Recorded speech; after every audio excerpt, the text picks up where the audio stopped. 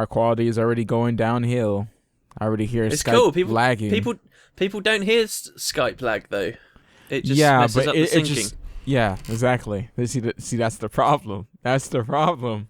Stupid Skype sucks balls. I don't understand. Like, I feel like we're creating robots. We're doing all these things, but for some reason, I can get a stable connection from US to UK. Why? We are talking about a distance of, many hundreds of miles. What is up, guys, and welcome to the VisualWood podcast, episode number 29. What is up? There. Very laggy, and beautiful and elegant. So I wanted to open this podcast with a little public announcement you're supposed to say, all of I'm doing fine. You're supposed to say, yeah, I'm beautiful and elegant today. Yeah, well, first we got to do the public announcement. It's very important. Really? So that everybody knows this is no longer a Guild Wars 2 podcast. This is a movie review podcast.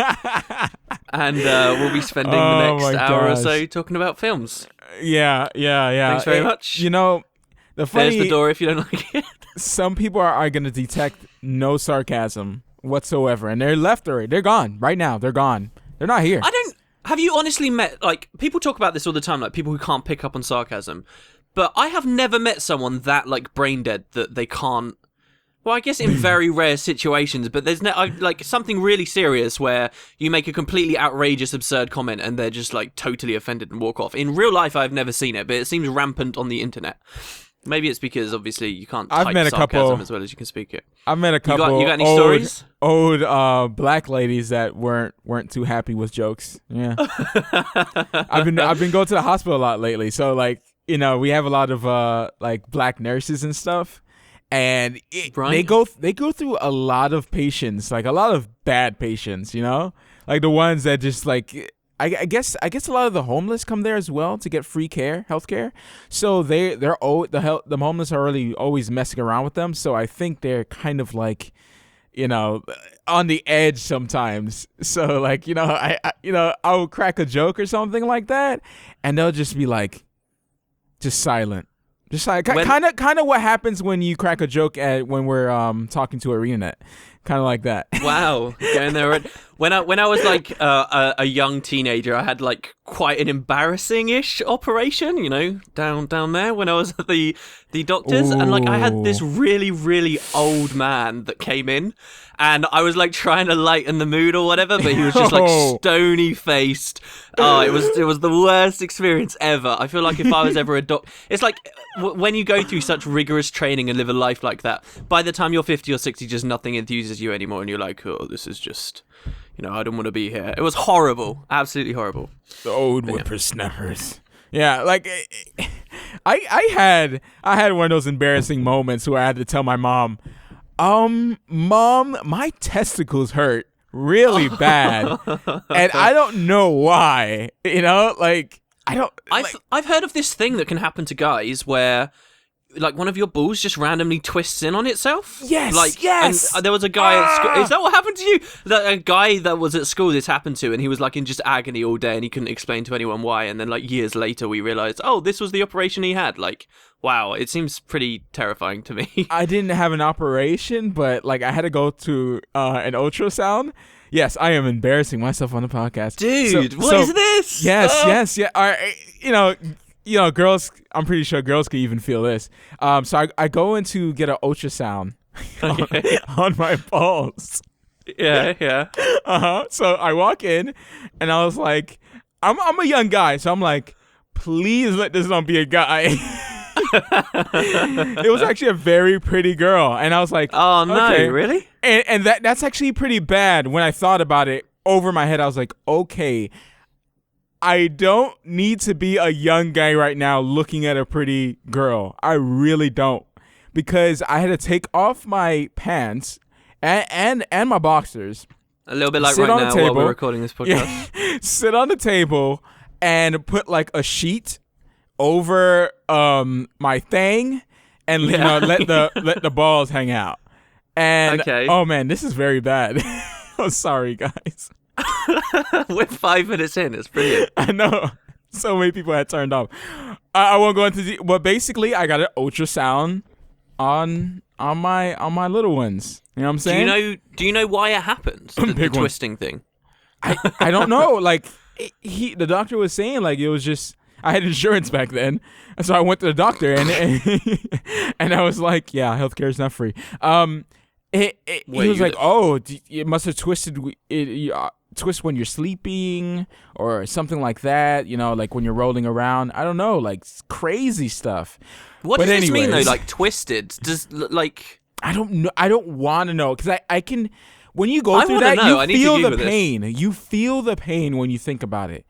Every guy is just like, imagine the worst pain inside of your stuff, and you're like, oh! Is it like being kicked or what? It's like just much worse. that moment when the boot of a girl hits you in the nuts. That moment when you feel it and you just fall down to your knees and hit your face on the pavement, and you're like, oh, that moment all the time.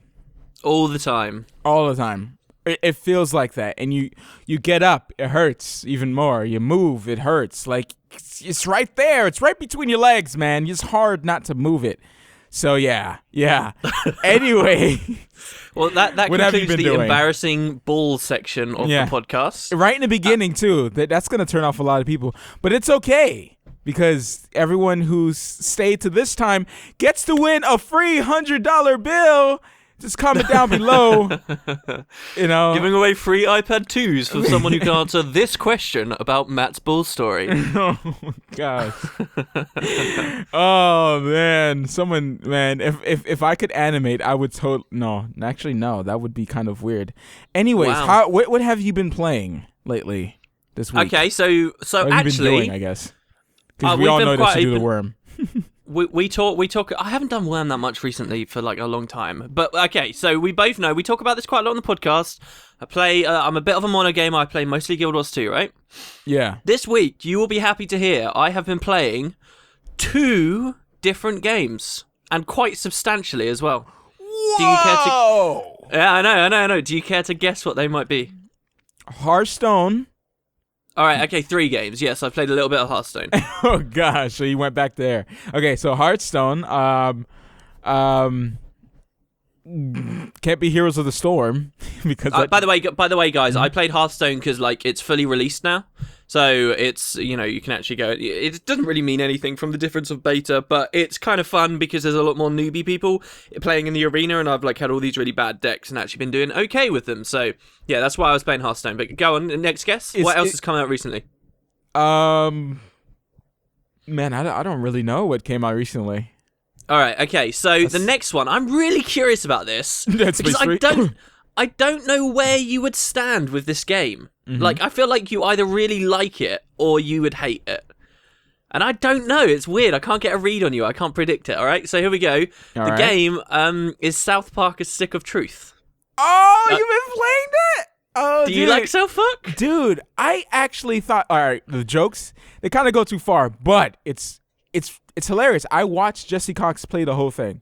I've always mentioned that every time Jesse Cox goes on this binge and he just plays one game for like 5 days straight and just tosses them out, I always watch it for some reason. I never watch any of his other stuff because I don't have time, but every time he does that, I always get addicted to it. Like when he did StarCraft and Beyond Two Souls. All right, yeah. So I watched the whole thing, and I thought the game was actually pretty satisfying. And, like, it was a game just for the sake of game. The quests, you wanted to do the side quests because it was funny. And it was interesting. Like, the story was ridiculous, but the jokes were there. If you, and I don't really watch South Park that much, right? So I'm not like a fan of the show, but when I watched it, I thought it was funny anyway. Like all the Pokemon, like all the things were just. I thought it was hilarious, dude. Yeah, like a huge part of the humor from the game does come from in jokes and things about the show. Like the for people that might not have seen South Park, like, it's a lot more than just, you know, dick and fart jokes and being incredibly crass. Maybe in the early seasons, that's why it gained some notoriety, but it really did change away from that. But it went for a while, especially in the earlier seasons, as a very surreal show where they do, like, off-the-cuff episodes about really ridiculous stuff. Like, so there's one episode where they tell you that there are gnomes that come and steal your underwear in the middle of the night. Yeah. And this is like a one-time thing in the show that then sort of gets disregarded. And like one of the big things they did in one of the most recent seasons is they actually revisited a lot of those old plot lines and sort of demonstrated how weird all this stuff was, because the show's not so surreal anymore. But what the game does is, imagine it's just like basically a really long episode of the show, and the coolest thing about it for me was they kept bringing up all this really old surreal stuff. Like, those underpants gnomes actually have a significant part of the game. Like, the whole way through I was playing, I was like, oh, it looks like I should be able to shrink down here. It looks like I need to maybe have a pet or a character who's really small that I can play with and get in that crack. And I kept seeing all these places that I knew I wanted to return to later, but I couldn't figure out how I could ever do it. And then suddenly you find out, oh, it's the story of the underpants gnomes, and all this weird stuff like gets honoured. And you see all of these in-jokes and a bazillion references to even things that I've forgotten about because the show has been such a long-running thing, that just really make the whole experience so sweet. I really enjoyed it. I spent longer on... I've come to terms with the fact I take a while to play games. And I don't think it's necessarily that I'm bad at them, honestly. I think it's just... I want to get as much out of them as possible. Like, how long did it take Jesse to complete it? I don't know. You probably played it all in one day and just cut them up into separate videos, but I don't know. Yeah.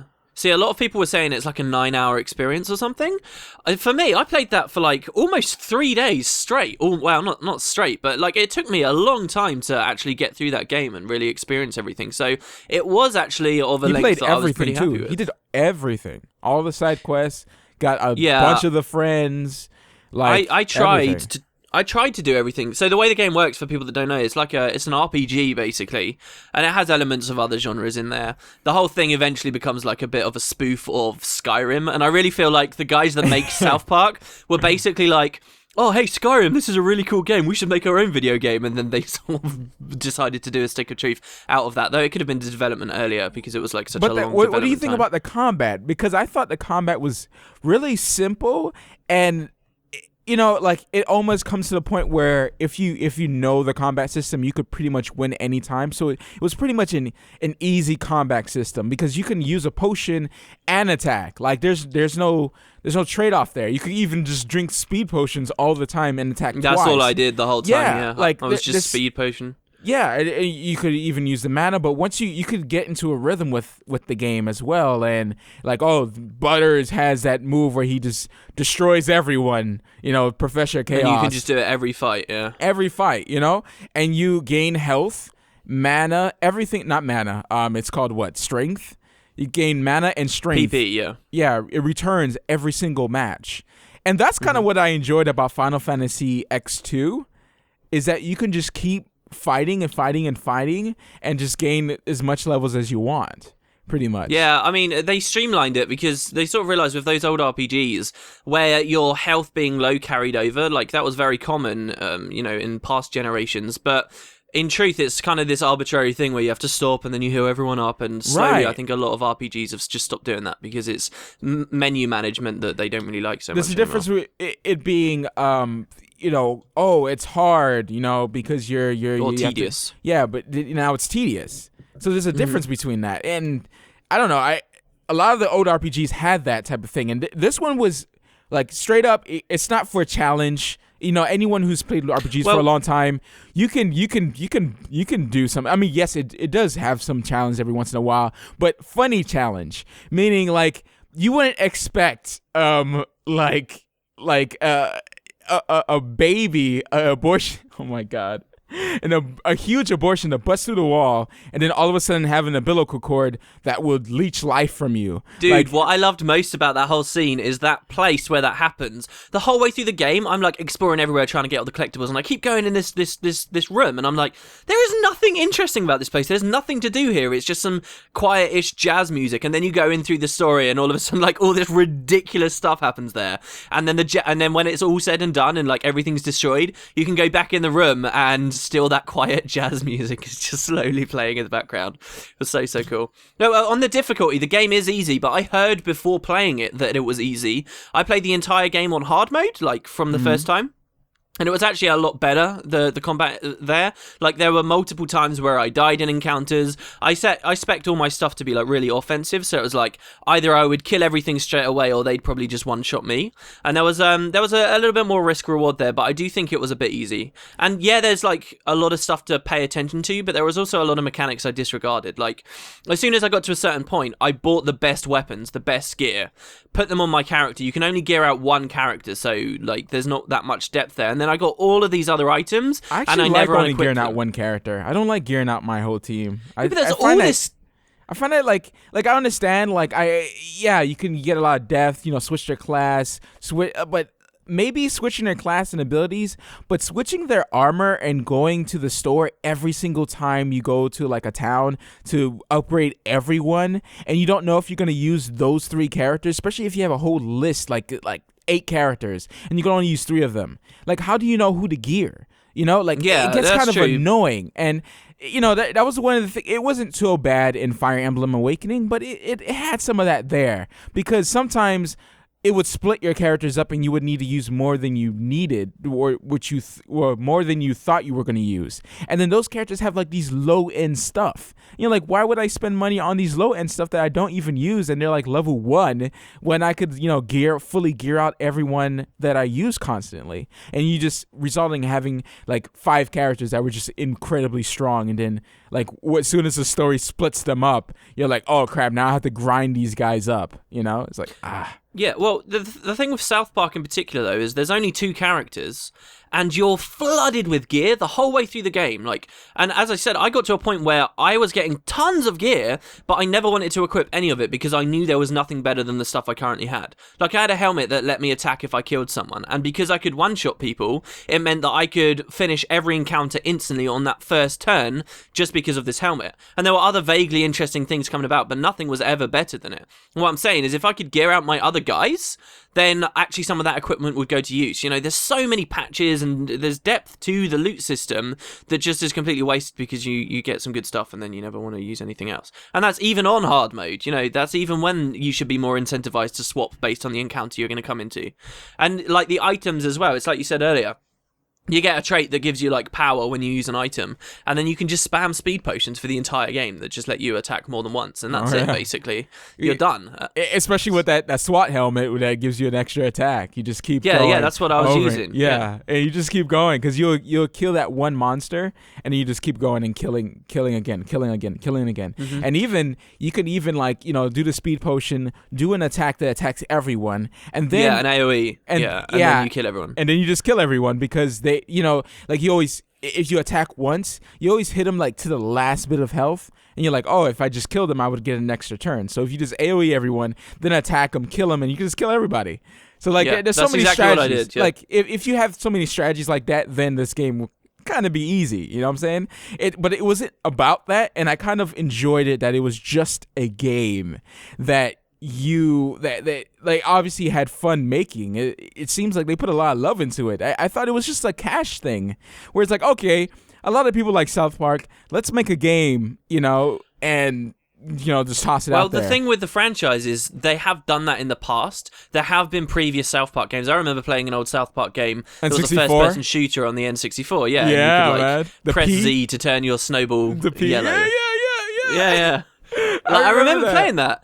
And the thing is, Matt and Trey basically came out with this game and said, look, we don't want to do another thing like this that's just kind of, you know, a cash grab or whatever. We're doing this because we want it to be a good game. And because of this, it had a really long development time, and I think it paid off in the end. So you can actually look at all this really cool stuff where years ago there are previews in magazines of how South Park The Stick of Truth would look, and character designs are completely different. There are characters there, like one of them shows all of the characters as just their regular kids in their regular, you know, outfits from the show, staring into a pool of water, and reflected in the water are like their alter egos in their Dungeons and Dragons kind of armor, right? But also reflected in the water is like Satan, who's a big character in the show and never showed up in the game in the end. And like there were scenes with Mr. Garrison being attacked by certain things all over the place in trailers. There's loads of stuff that ended up cut from the game, and it just kind of shows you how much they tweaked it and refined it to the point where that we got in the end. All right. Let's end this conversation because we went too long on South Park. I don't think it's worth the $60. But I do think it's pretty cool if you like South Park. Yeah, if you like the show and you can get a lot of the in-jokes, it's a good game to play. Yeah, it goes far. Like, don't go and buy the game because we talked about it, and don't expect to like be in good taste. Like, no, they go far. I mean, far out there. And, you know, I laugh at certain, like, I laugh at racism for I'll laugh at anything, really. If it's done, if you're stepping into a game that knowing that they're going to go ridiculous and they're going to make fun of everything that should not be making fun of, and that's probably why people like it in the first place, you're going to get that here. You're going to get that here. But yeah. Absolutely. What's the other game? So the other game I've been playing is I went back to Path of Exile. What? How much did you ever... Yeah. Kind of a weird thing to go back to. You didn't tell me? We could have totally played together. Like, well, here's the thing. I don't think I'd like that game very much if I was playing with other people. I actually don't get the appeal of playing ARPGs with a bunch of, friends around. Like, and hear me out, that's going to sound crazy because that's such a huge part of what those games are. But the thing is, when you're playing with loads of other people in your, running around, so much of the emphasis of this game, basically, it's, got an insanely good loot and leveling up system, right? And that's nearly all of your incentive to play. The story's rubbish, the maps don't look particularly good, they're not particularly varied. It's not a great game, except for the progression and, incentivization to keep going and get more skills and things, right? So the entire focus of the game is on making your character feel better and stronger. If you're playing with a bunch of other people in the area, and we did this, we've played this game together before, if you remember, right. When we were doing that, it's really hard to assess how you're doing. You get some new cool skill or bit of gear, you want to then see that you're killing bosses quicker and stuff, but that becomes so muddy and faded when you got a bunch of other people using all their own stuff everywhere. And I genuinely don't think I'd enjoy it that much. Yeah, it's just me. It's just... Or even with just with you. I remember when I was playing just with you, and we're fighting stuff. I'm like, oh, okay. How much of that really came from me? How much of that was Matt? It's just like it's not as cool to me. I really don't think I'd enjoy it that much. I don't know. I think I disagree. The other thing with the game though is a lot of it is inventory management. Looking through how you want to socket certain items, looking in your own skill tree where you want to level up, and I like to be able to take my time with that and really invest in bringing my character up. Now, if you're playing with other people, right, you're A, going to feel rushed to be at their pace, and B, sometimes I'll want to level stuff up and do things while you've got nothing to do and you're just stood about waiting. And it's so weird to have that odd situation where you a lot of the game is just running around clicking stuff and then sitting waiting for your friend to gear up or feeling guilty because you're making your friends wait, and it just I don't know. I think I enjoyed that game an awful lot more because on who your I was friends playing it are, alone. though. I mean, I definitely agree with you when it comes down to that part. That's legitimate, but I don't know. I enjoy things a lot more when I have at least one other person with me. I like to have a group League of Legends game or a group any game really, and just level up. Even leveling up in Guild Wars 2.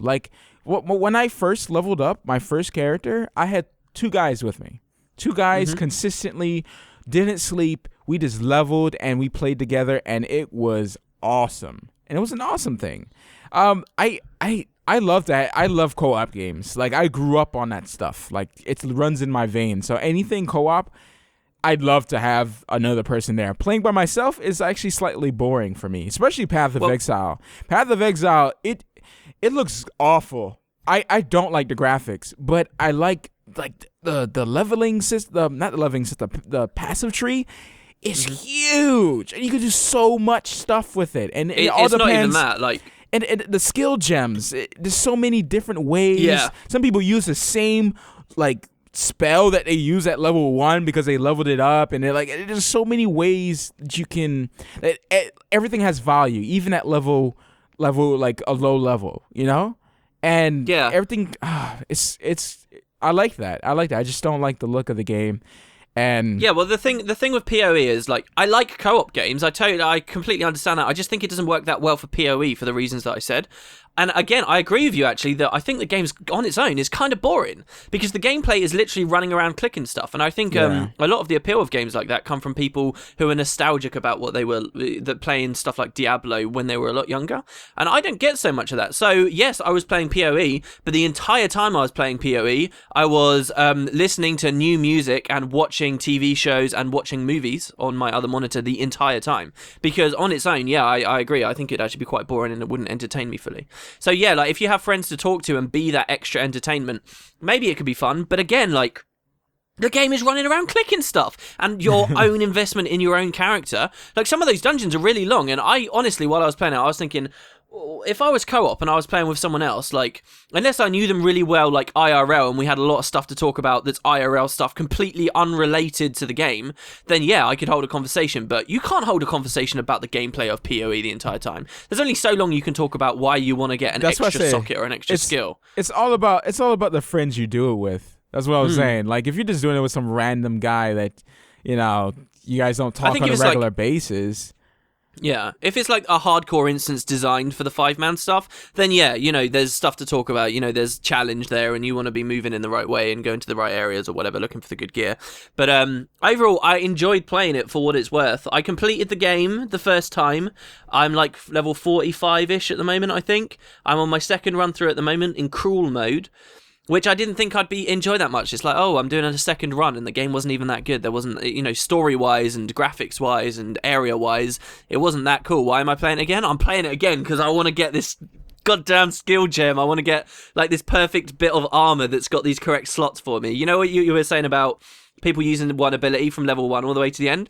I've got this ability called Reeve, right? At first, I hated it. I thought it was terrible. It was like, the way it works is you pop it once and it's a tiny AoE, okay? You use it a second time, though, and the AoE gets bigger. A third time, it gets bigger and bigger. Do you see what I mean? Yeah. Up to 8. And when you start the game, you attack really slowly. It's just bad, man. It does barely any damage. However, as I was playing through, I got this ability called Multi-Strike, which means that I can use it twice, or even 3 times, I think it costs. So now, like, and I keep spamming that thing hard, and I've linked it with all this cool stuff, and now I'm just, like, this tornado that's destroying everything around me just by using this one ability. It's cool. It's that progression, man. And see how it's addicting and it's rewarding to do what you're doing. And even if it's a clicker and the gameplay is boring and it looks like crap, you still play that game because you have progression. And that that's just a perfect example right there of why I kind of wanted it in Guild Wars 2. Some type of progression, but that's not the way to design in the game. The loot system is so much better in PoE than Guild Wars 2's. Like Guild Wars 2, it's like, oh, we have 3 stats to play around with. Maybe, you know, in other situations there's a few more, and then we get a sigil or something. Like the PoE system is so good. You've got as you level, the items themselves change. You've got quality of them that you can slowly up that just boost their stats. They can be magically enchanted and even rare beyond that. And then you've got all the socket stuff on top. Like there's so many levels of the way that the loot works that it just makes it so good. And like it's one of those games. I don't know why people spectate it. It's just click click click click click click click click click click. All right, but it's such a carrot on the stick. I was actually watching Kriparian. I think that's how you say Kriparian. Yeah, I was watching him play it the other day because, like, you know, like, I don't know, like, he's one of those, just like many streamers, who are very inactive. Like, they just kind of sit there and you watch them, you know, because they're good at the game. It's just like a lot of League of Legends. Well, not all of them, but some of them are. They just kind of just sit there and they play the game and you watch them. And I never understood that, but anyways, like, I don't know, like, his attitude has drawn me to at least watching his stream every once in a while, even though he kind of streams, like, in the morning, like 12 o'clock my time. Well, his stream's quite funny at the moment because he moved to Greece and now there's like all these crazy, like there's some crazy cat in his apartment. There's this fruit seller outside. His neighbors are constantly arguing, like full-blown domestics. It sounds like they're about to kill each other, and he's just sat there like super quiet, like not giving a damn. It's ridiculous. It's probably entertaining looking at his expressions, and he's like, yeah, you know, it's just. Everyone's like, you should call the police about your neighbors, and he's like, no need to call the popo. It's totally fine. It's like, what are you talking about? It's really good. Dude, my next door neighbors had a fight Oh, dude, I can't say anything. Really? Oh, yeah, you can. They don't listen. All right, Come on, I'm not everybody gonna wants to say which neighbor it was. I have 2 neighbors. Okay. But It was totally the one on the left. Don't you know how? Don't you know how we can hear guessed each it right. other? Yeah. Well, I don't know if it's my left or your left. I don't know what we're talking about here. Basically, don't you know how you can hear music through the walls? Where apparently I could hear full blown angry conversations between 2 people through the walls too. And I was just What were they saying? Dude, they were talking about some stuff. They're like, come on, they don't listen. They're like, oh, but this is what I told you. I told you to do this, and you just give me beep and beep beep beep beep beep beep, and I'm like, oh snap, it's going down, son. It's going down. It's going down. And I was like, you know what, this is bad, because I felt like I was like, man, like, because if I argue with my wife, are they gonna hear? And I was always very conscious about that. But now, I wonder how loud they were yelling for me to be able to hear that, because I haven't heard anyone yell at each other for a while unless they're having parties, which these white people like to have parties over here.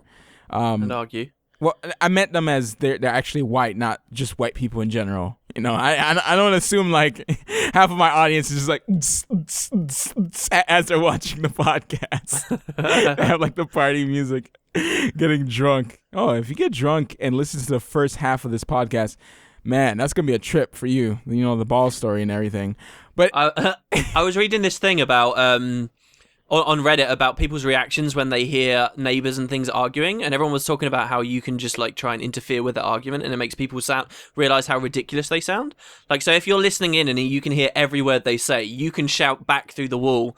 Like, he's like, oh, just admit it, you're sleeping with her. And you can say, oh, you'd better admit it, boy. And then they realize that everyone can hear them, and people tend to get very quiet very quickly after you do stuff like that. And it's funny, so little bit of advice there for you. Actually, I think that's bad advice. Apparently, people having domestics are can be insane, and then they could can be very violent. Yeah, you're in a different frame of mind when you're really, really upset.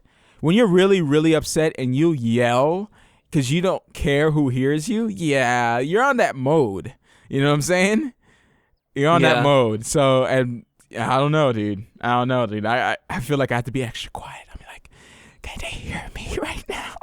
It might become a regular thing. If it becomes a regular thing, here's what I want for the next VisualWood podcast. Record it. I want you to get your new epic mic, put it against the wall, and we'll open the podcast with the argument from these people, and then we'll ask people in the comments to do a bit of a remix of it. Oh, gosh. Oh, man. VisualWood podcast, violating my neighbor's trust. Hopefully they don't listen to the show. Feature. Oh my god. How cool would that be? Like, and years later you say, hey, I used to record you doing this. Do you want to listen? And then they're just, I wonder how they'd react to that. They'd probably be very embarrassed and sad about that part of their life. Speaking of stats, that was the dark moment of the podcast, by the way. Nice segue too. Yeah. Because we were totally talking about stats, and didn't get off track about my neighbors yelling at each other, and possibly one day I might not see the girl come out the door anymore, and it'll just be him. And I'm like, oh, what happened to your girl? Oh, I don't know. I think we broke up. You think? You think we broke up? What's going on there? You never know. He might have just killed her. That's why I don't hear any. One day I'm afraid that one day I'm just gonna hear arguing, and then I'm gonna hear a hard boom, and I'm like, oh snap! And then what would you do in that? You have to call the police if you ever hear that. What if it's just something dropping? I saw this video quite recently on YouTube. I can't remember what country it was. It was from some country that was interesting. Anyway, it was these guys that did an experiment, right? They went to a closed gate neighborhood and pretended to be new people that had moved in or whatever. And on one night of the first week, he played music really loudly in his studio at a certain volume, right? Really, really, really loudly. And then he walked outside and he looked around at what his neighbors were doing. And it didn't take very long for the neighbors to come out and start, knocking on the door. Hey, blah, blah, blah. Turn that noise down. You're keeping everyone awake, and so on. And then the next week, he did the exact same thing, playing, same volume, but it was a recording of this supposed couple having a domestic, and actual, violent sounds, and there was silence. And like, I think after each week, he like made it louder or worse, and it was just complete silence every single time, and no one ever did anything. Wow. And it was like crazy. a video being like, you need to call the police, if you hear something like this. You're just as much at fault as whatever else is going on. Yeah. While that may not be true, you should call the police. All right. Anyways. There you go, guys. Be a better citizen. Be a man, strong as a raging river. Okay. All right. You're as mysterious as the dark side of the moon. That's the best line in that song. Side of the moon. Yeah, there we go. Except maybe be a man. Be a man. Be a man. That was Mulan. Legendary. For people that... Yeah, that was Mulan. That was. See, Disney is awesome, and everyone should know this. They were really not awesome in the 90s, okay? And they were making all these films, and they were like the best thing ever. And Dude, I was looking at, and I don't know how I got here. Okay, curiosity is how I got here. I was looking at apprenticeships to work with Disney Animation Studios the other day. Really? Don't ask me how it ended up happening. Yeah, I really was. I was looking at what the kind of things you can go and be an apprentice for. And I basically hit all the criteria, and I think I could impress them to get hired, even as an international person. Well, to be an apprentice. Except you have to be, I guess it's like an intern or whatever. The point is you have to be at university or returning to university. And it just made me start wondering what you can get away with in this world if you just lie. Like, if I lie and say, oh yeah, I'm going to X university, blah, blah, blah, like, and just hope they don't try and follow up on any referrals. Or give them a number, right, that I say is the university's number, but it's actually, like, my brother. And I tell him to fake being a college professor or something. Like, how much can you do in this world just by lying? I'm sure it's much further than people let you believe. People make cons out of it. They rent an expensive car. People think you're rich. You do a business deal. You keep up appearance, and then all of a sudden, boom, conned. You could get away with a lot of things by lying. So I tried it, and I got in. I'm moving to California in the summer. Oh, for 8 weeks. California? Why not Georgia? Come here with me. Because the animation studio is in California.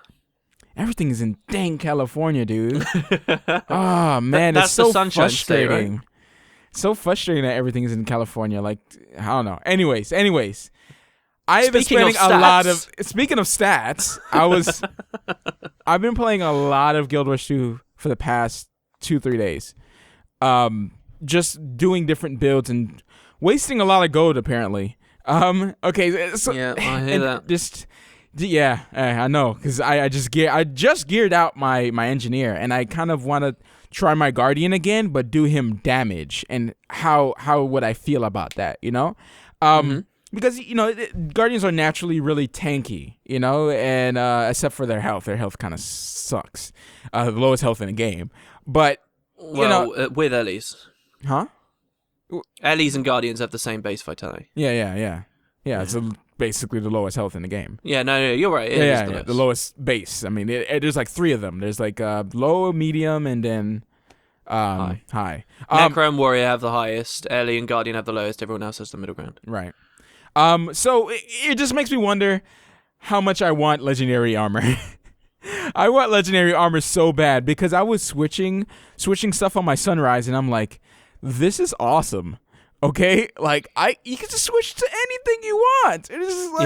It's just like, what if I could do this with everything? Can you imagine the different builds? And then you had some like item that you bought from the gem store for like $50 that reset your stats anytime you wanted. Like $50 is over exaggeration, obviously. Like just a little. This is a little bit. So like that would be like ridiculous and probably OP and awesome, but still very fun. So I wonder if they're waiting to release the legendary armor. Like, well, the thing, like, it's one of those weird things where it's a convenience. I can understand why people want it, but like last podcast, me and you were talking about different skins and stuff, and it's like my only incentive to keep getting different skins is so that they can be of different stats. It's like if I could swap everything, like I'm like, what? Why would I ever get anything ever again? And like I have no more goals in Guild Wars 2 after I reach. And that. I think that's why. Like, I think they're not why coming they out, don't do it. Why they're not doing it? Because of that. I really think so. And But the thing is, you also get turned off. It's one of those things where, it's double-sided. You also get turned off by not wanting to play the game anymore because you don't have enough money to buy all these stuff. It's just like, I don't want to grind and I don't want to do this. And it's not fun to grind or farm or whatever guys want to call it. And Let's it's like, talk I want to about be the grind. best. It's like, yeah, well, you have to grind if you want to be the best. If you want to be casual, then you don't have to grind. That's basically it. That's Guild Wars 2 in a nutshell. You grind to be better than everyone else. That's just how it is. Technically Guild Wars 2 has no grind if you don't want to be the best. There it is. There it is for everyone to just taste it. It tastes good. Okay. But wait. How did you do with your what you said? Right. You were going for damage. What did you do? So I've been looking a lot of. I realize how many elitists that we have in the community. I realize every once in a while, but like I started looking at a lot of build videos, and a lot of people are like, like generally just hating everyone. Like everyone for their builds. Like they're like, oh, this is not good enough. You should have done this. You did this, and it varies for each play style. I'm like, why are you getting mad at this? It's just a build. Well. The thing is, like, someone who puts up a build video, the audience of the people with that build video are looking to improve their game. So I don't see any problems with people, posting videos telling people how to improve their game, because that's why someone clicked it in the first place. I think you can be an arsehole about it and be like, oh, you're running all the wrong stuff constantly to everyone out in map chat, and then you're being a bit of a douche. But if someone can legitimately say, hey, you can improve for this reason or this reason, is there anything wrong with saying that? No. Constructive criticism is not what I'm talking about. I'm talking about legitimately like saying this sucks, and I don't know, like there's a lot of that there. People know what I'm talking about. People have gotten kind of disgusted with that. Now, read that. That is the comment of the week there. I'm opening it right now. That is one of the comments I found. Probably not the worst. Wait, this was on a build video, was it? Yes, it was on a Guardian build video. He was running Knights and Zerker amulets, right? Because I was looking for a lot of DPS. Okay. That's pretty high DPS, and he's gone with... Wait, Knights is... is not power stack, is it? It's toughness. It's power, toughness, and crit damage. Not crit damage. The other thing. Precision? Precision. What the heck? I've been dealing with precision all day and I can't remember. Oh, I was thinking of Cavaliers. Okay. All right. Sure. All right. So let's have a look at this comment. It's just loaded. You don't have to say his name. Just say what it is. All right. I've played Guild Wars 2 since the first day it came out. I leveled all classes to 80, deleted a few after reaching cap. I've seen unbalanced stuff, but noting was... Do you want me to swear? Sure. Because it's a quote. It's like when they do it on the news. You're allowed to swear, okay? I've seen unbalanced stuff, but noting was so fucked up as Guardian is. Guardian itself is already bunker. When you choose bunker build, it is pretty much bunker character. It already means it is overpowered as fuck. No, I'm not taking sides. I spend 50 to 400 hours only in PvP with all classes each, and it is true. Guardians are made for untalented children who don't feel left behind, always losing in PvP, but still, it is ridiculous. And then someone responded with, you seem mad. Yeah, so there's a lot of that. Well, this guy around. just seems dumb, and he doesn't really understand. Well, that's a lot of elitism as well. So I mean, not all of it. Obviously, like I could even get elitist sometimes when you find someone who doesn't know how to dodge and they're level 80. Stuff like that. Like I can get elitist with stuff like that if they don't know how to play the game. But I'm talking about like hardcore stupidity. Like that's a lot. That's a lot of what you see on the build videos. Like, oh, this sucks. Oh, I could just kill you with my thief, you dumb warrior, or whatever. Like that's stupid stuff on the thing. Like just ridiculous. If you just look up any build video, like you can find it, and there's a bunch of dislikes always on the highest thing. But for some reason, mine doesn't have as much. No, I think mine has dislikes as well. My big boon video where I just do a bunch of boons, and it's basically how to be a tank in Guild Wars 2 and basically do no damage. And you know how support is. Support is pretty much like no one cares for it, and everyone just wants to go Zerkers, which is what I ended up doing. I'm trying out different. I haven't figured out exactly what I want to do for a damage guardian, but I looked up a lot of stuff, and it's like, okay, damage. What do you have to do? Zerkers. I kept running into it. You have to get position. You have to get Zerkers. So some people use the alternative to be a little bit tanky and use Knights instead and do a little combination between Knights and Zerkers. I've seen that a lot. But, like, it's like, I don't know. What puts you off of playing Zerkers if you've never done it before? You can't be bored of it before you've done it. I'm not bored of it. I was just a little like, do I want to do Zerkers? Like, I feel like, shouldn't there be another style of play than Zerkers? You see what I'm saying? Like, I feel like there's... Like, I just came from an NG. These are the problems with the meta at the moment, yeah. I just came from an NG. They just use condition damage, which, eventually becomes non-existent when you fight in a big Zerg. Because everyone has conditions. Yeah. So there's no point, really. You're not going to do that much damage to help everyone else. And it's one of those things where it's like, okay, I can't do as much damage as everyone else, right? But I get dropped down just like everyone else, like a glass cannon. If you do a glass cannon guardian, like why should I be a glass cannon guardian? Because I'm not going to do as much damage as everyone else, and I'm going to get dropped down just as fast. Like if someone comes, what kind of content are you talking about? Zerk Guardians do have their place because they have a lot of abilities that offer unique things that other classes can't do. Right. Like they can pump out a lot of protection and stability, and they can. CC if things well or reflect things well. If you go shouts, yeah. If you go shouts. If you're going selfish you can run consecrations too. It depends on the stuff you're playing. Like, at the high end, there's not really one type of... You're going to be swapping your utilities a lot, depending on the encounter you're going to.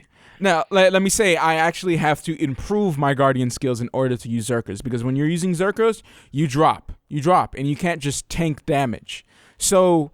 I was looking at, like, I don't really want to go down very quickly. Like, what if I get stunned and then this elementalist comes out of nowhere and hits me? He's going to kill me. That's it. If I mess up once, I am dead. And that's Zerkers. And if you go full on Zerkers, like with the traits and everything, not a balance. So I've been trying to do a balance, like using my traits, maybe getting a little bit of healing power and getting some good regeneration. But I was like, man, the difference of 40 more health a second, is it really worth it? Like, I've been trying to balance everything out. Well, here's the thing. In PvE, Zerks is king because the enemies aren't smart enough to kill you. Like, if you just dodge the right stuff, if you stack in the right places, it doesn't matter. Your defense doesn't matter. I'm talking about World v. World. But okay, yeah, but World versus World is a very different ballpark. And what most people will recommend you do, especially in large Zerg warfare in World versus World, is not go full Zerkers. And instead, like, power, toughness, vitality, and reaching that middle ground is much more of the thing that people prefer you do. So actually, if you're looking for World versus World Guardian stuff, it's not only World. It's not only World versus World. I want to do other stuff as well, and I end up hitting this wall where I needed Zerkers in order to defeat. Was it Liandru? Liadri. Yeah, in the tournament. The boss from the you needed Zerkers. It was the easiest way to do it. Well, you didn't need Zerkers. You could do it other ways, but it was easy because you can just burst them like really quickly.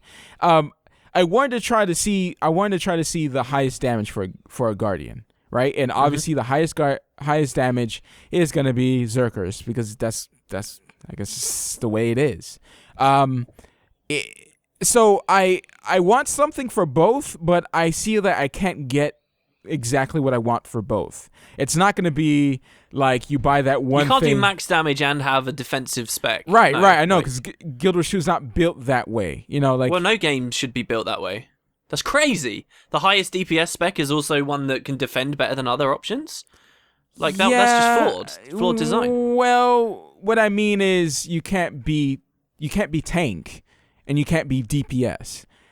You see what I'm saying? Like, the thing is, you could be DPS or tank or support, right? And those roles can be filled, and they are needed, right? In other games where it has the Trinity. Now, in Guild Wars 2, it's this weird, broken thing where it's just like, DPS, it's the best thing ever.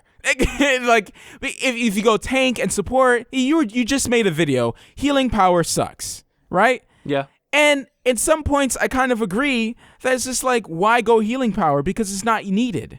Picking up people, healing people, it's just not needed. Because if you drop, you were saying that if you drop anyway, you just heal them back up, just like everyone else. The only difference is that you take more damage instead of going down right away. But if you're smart, you heal them at the right moment and you heal them up. Of course, you could take maybe a few more hits, but in these dungeons, most of the time when you get hit by the boss, you go down no matter what you have. So, like, tank doesn't even matter in some dungeons. It's more about just being. It's more about the active combat than the RPG elements. Exactly, and then you go in to say, okay, if you kill someone, if you have enough damage, you can kill a mob and rally. Why not just do that instead of just trying to heal and get damage and go down as well?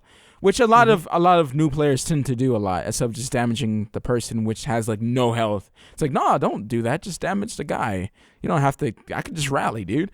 Yeah, but like, I don't know. Like, it's a little bit weird that What did you settle on in the end? Because you didn't settle on anything yet. About Celestial. I've been on this for like 2 days straight, just trying out different stuff, and I would just get a Zerk set. If you've not played it before, I did the damage already. can be fun to see. Oh yeah, with Liadri. Yeah, right. Okay. Yeah, no.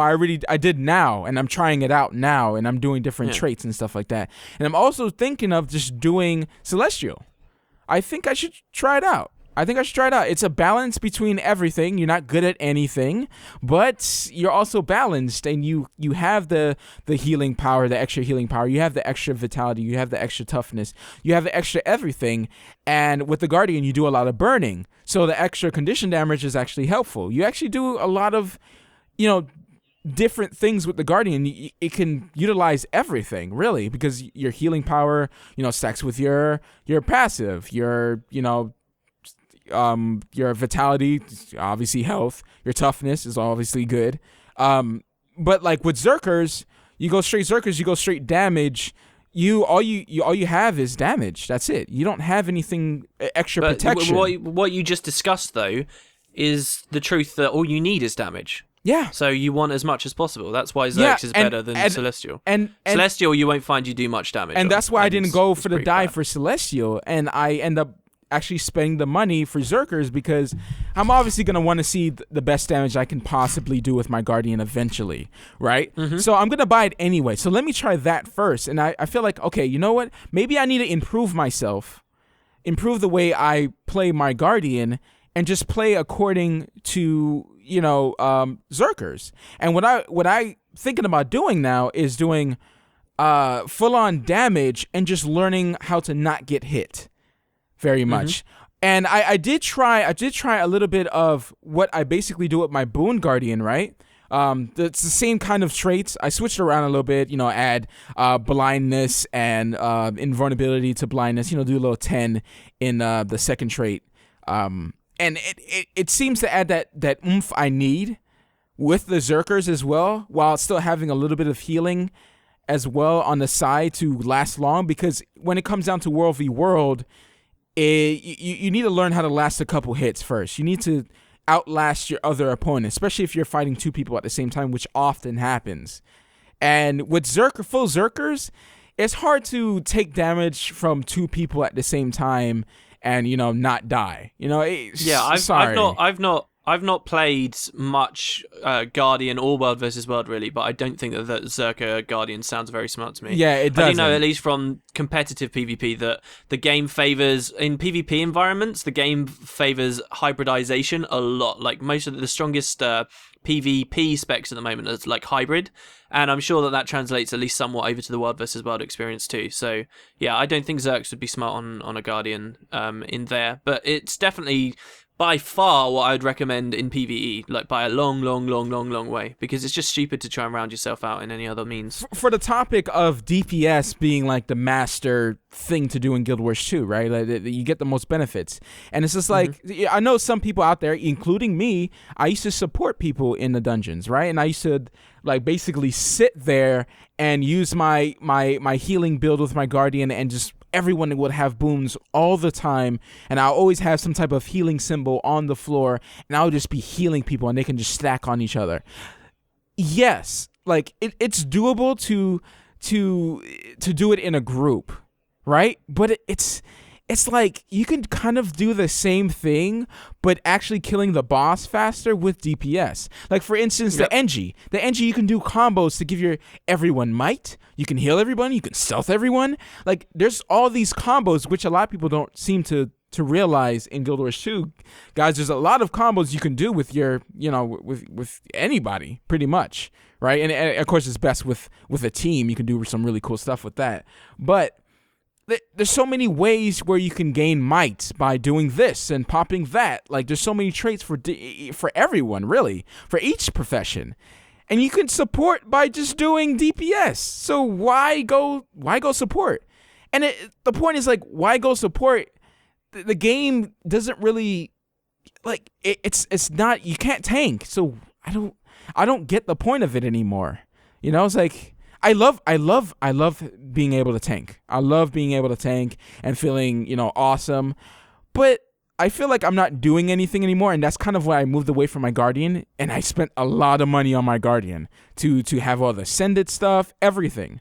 To have the legendary. Yeah, everything. Right? And I moved away because I was just so tired of it. And I was like, I don't do much. And I'd rather be able to kill something. I really feel like I'm doing something to the boss, because I'm a decent player, and I'm getting better, way better, now that I played the NG, and now that I'm learning how to, be aware of a lot of things, especially in PvP and now World v World, especially when you're fighting 2 people or more, which is fun. Oh my gosh, it's so awesome to kill someone when you're doing it by yourself or with another person. Basically, at outnumbered fights, and I think that's why people kind of like watching that. But yeah, with the thing of like it being more fun to actually see what you're doing to the boss, undoubtedly the reason why I find like Zerk Warrior so fun, because the numbers are unlike anything you really see on other classes. And like to be able to actually activate an ability in dungeon environments and see the impact you've had on the health bar when you've been playing like specs that maybe haven't been doing that for a long time is really, really gratifying. So like, I'm curious how your experiences will be once you've actually got your like Zerk Sky and you've been playing it a lot, because I found it so fun. Like we're saying here, the game is tailored for DPS. DPS meta is everything right now, and a lot of people have been tired for it for a long time. But if you're just going into it and you're just finally accepting that that's the meta, and you go and you create an actual character that's good at the game with the right stuff, it's actually really, really fun, because suddenly like your eyes open, you're like, wow, actually look, I'm contributing, and I can see that I'm contributing, instead of just joining the sludge of everyone else in your team and dying. It actually feels good. Like I was doing a DPS guy, and I was like, wow, I can actually kill things pretty fast now. Like, this is pretty interesting. And there is someone who like breaks the tap that mouse. There's this guy that sounds like my friend Luke. He used to do Guild Wars 2 videos long time ago, and he's always like very like, yeah, oh look at that, like for everything, for regular conversation, and that's kind of like how tap that mouse was. So I was kind of drawn to his videos, and he's really good at Guardian, and he does like really weird, mostly tanky damage specs, right? And Guardian is that one that's a hybrid. It's mostly a hybrid. When you go damage Guardian, you kind of do hybrid. I barely see these DPS Zerger Guardians, but I guess now it's becoming more of a thing now that they buffed it. They're like, oh, Guardians, they don't do much damage as everyone else. Like I feel like DPS has to be like, it's the different play style, not necessarily, you can't make the characters feel like, oh, I might as well be playing a warrior. I don't want to feel that way. When I'm playing my Guardian, I might as well play with a warrior, because I don't want to play warrior. I don't like warrior. Like, I mean, I have a warrior level 80, but I like the way my Guardian feels. I like the skills that my Guardian has. Like I feel like it has to be a different type of DPS. Maybe I don't do burst damage, but I do over time, like an NG, or there has to be a happy medium. Maybe like I just need to find that right build that tailors to me. But at the end of the day, it's just like, if you can support better on offense than on defense, then you feel like a waste of space. Like if you're a DPS, right, at least you know you're doing damage to a boss or a person or your World v World, for instance. At least you know you're doing damage to them, right? And you're feeling like you have value there. But when you're support, you don't always heal them enough to not get down on the floor. And once they get down on the floor, that's it. You're useless because you're like everyone else. Anyone can pick up anyone in this game. There's no point. Unless you're like, and even a warrior, all they have to do is get a war banner and then boom, revives like the whole world. And they can be damaged, you know? Like, it's just like, I don't know. All right, I think we've talked enough.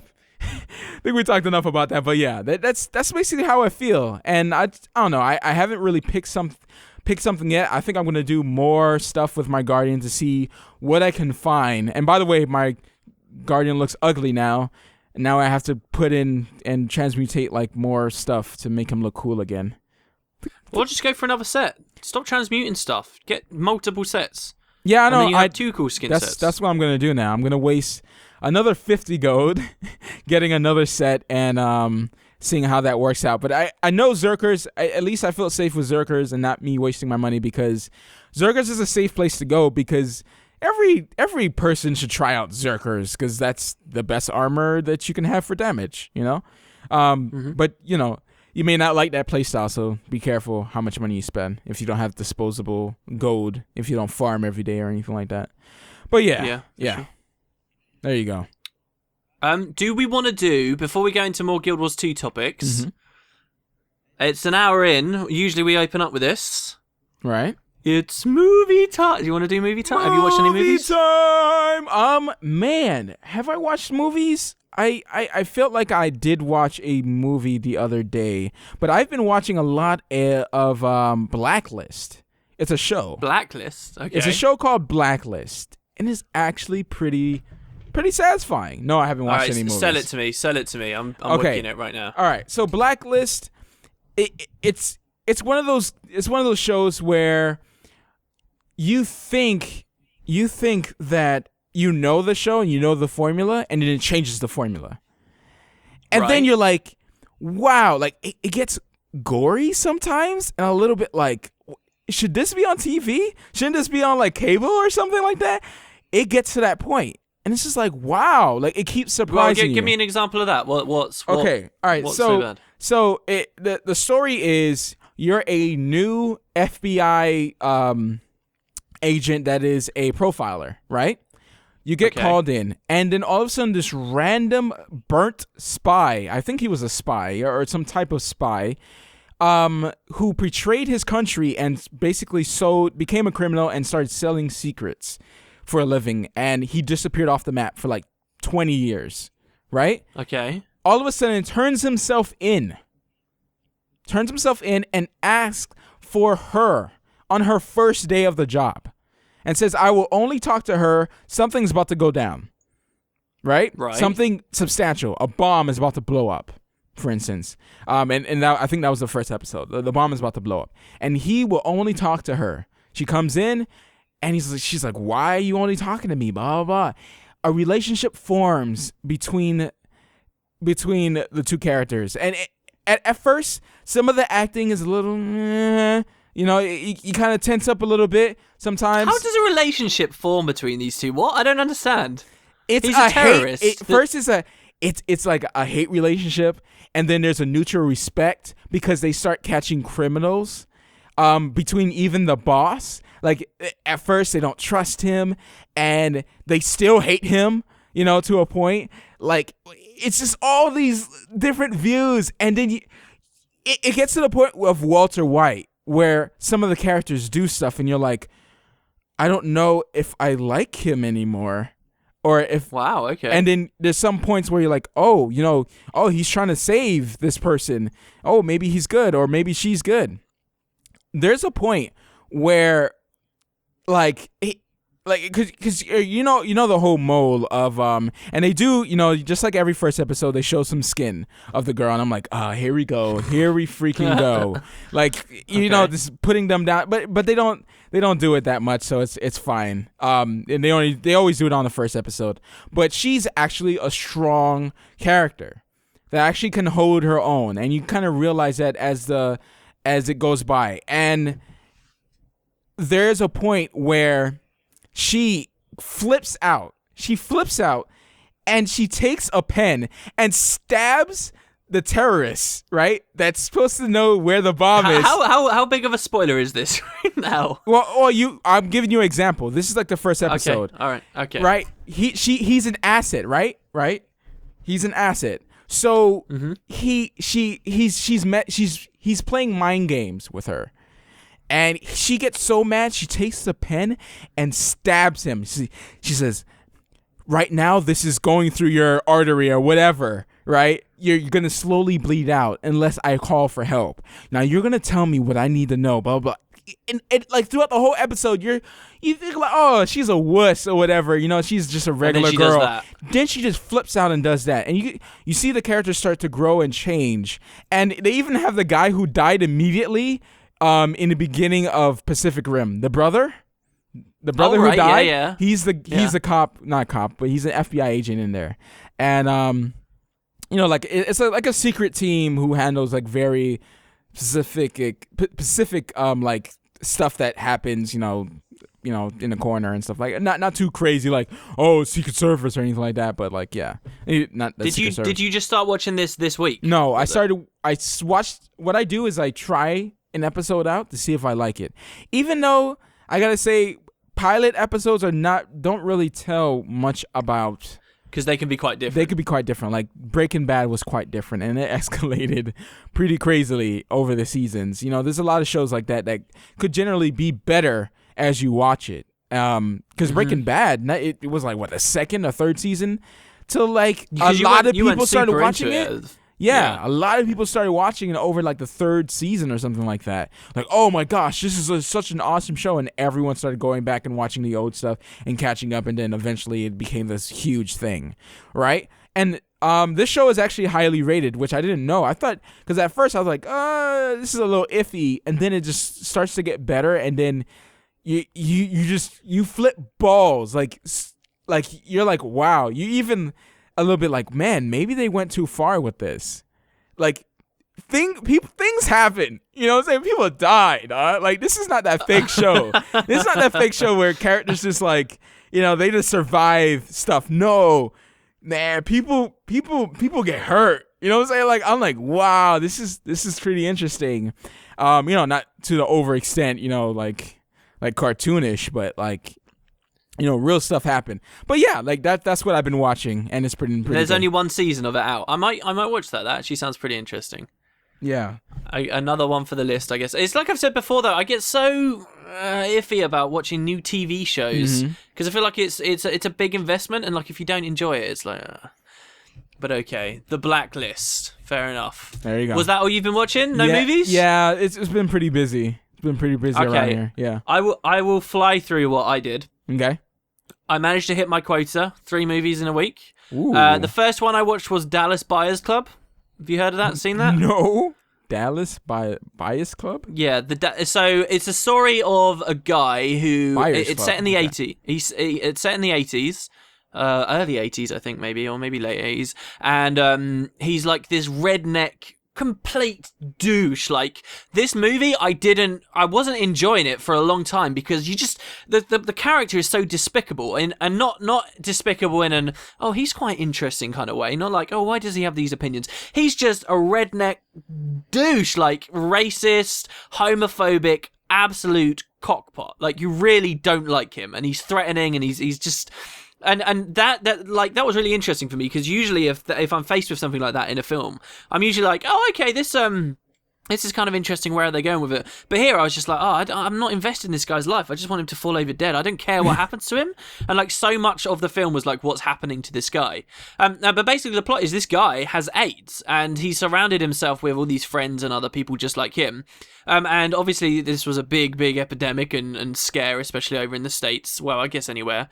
And people were very scared of like trying to find a cure. And basically the story of the early days where hospitals hospitals and big corporations are trying to rush funding and try and earn quick money off of, these phony cures or potential cures for AIDS that may have really bad downsides in the long term. Anyway, he, as a patient, ends up losing basically everything because all his friends, everyone's like, oh, it's the gay disease or whatever. And they're all homophobes too, so they end up all turning against him. And wow. Basically, he's got nothing.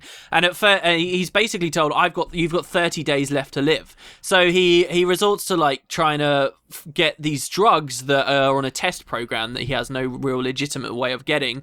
He ends up trying to get these drugs to cure himself, but he finds out that they've got all these bad long-term side effects. But he lives through the 30 days, and he starts doing all this sort of semi-illegal stuff. He sets up what's called a buyer's club, where he's not allowed to sell medication to people, but he gets medication that is not FDA approved in the States from other countries, brings them in, and then he sells people's membership to a club, and once they are members of the club, they can get medication. And basically, what starts off of him is just being this complete horrible person that's doing it just to save his own skin, and then he ends up doing it to earn money, and then he ends up basically helping all these people survive and giving them hope. And all the official stuff that's being pumped into them from the hospitals is this terrible drug, and he's giving them real solutions from other countries. And originally it was just to make money, but eventually he becomes like a bit of a hero in their eyes. It's an okay. All that said, that's sort of the story, and you get to witness it. That's not really very many spoilers there. And it's an interesting story as a piece on a man's life. It's a true story, by the way. Oh, wow. And it's sort of interesting to learn a bit about AIDS, I guess, and what living in that world was like, during the 80s. But right.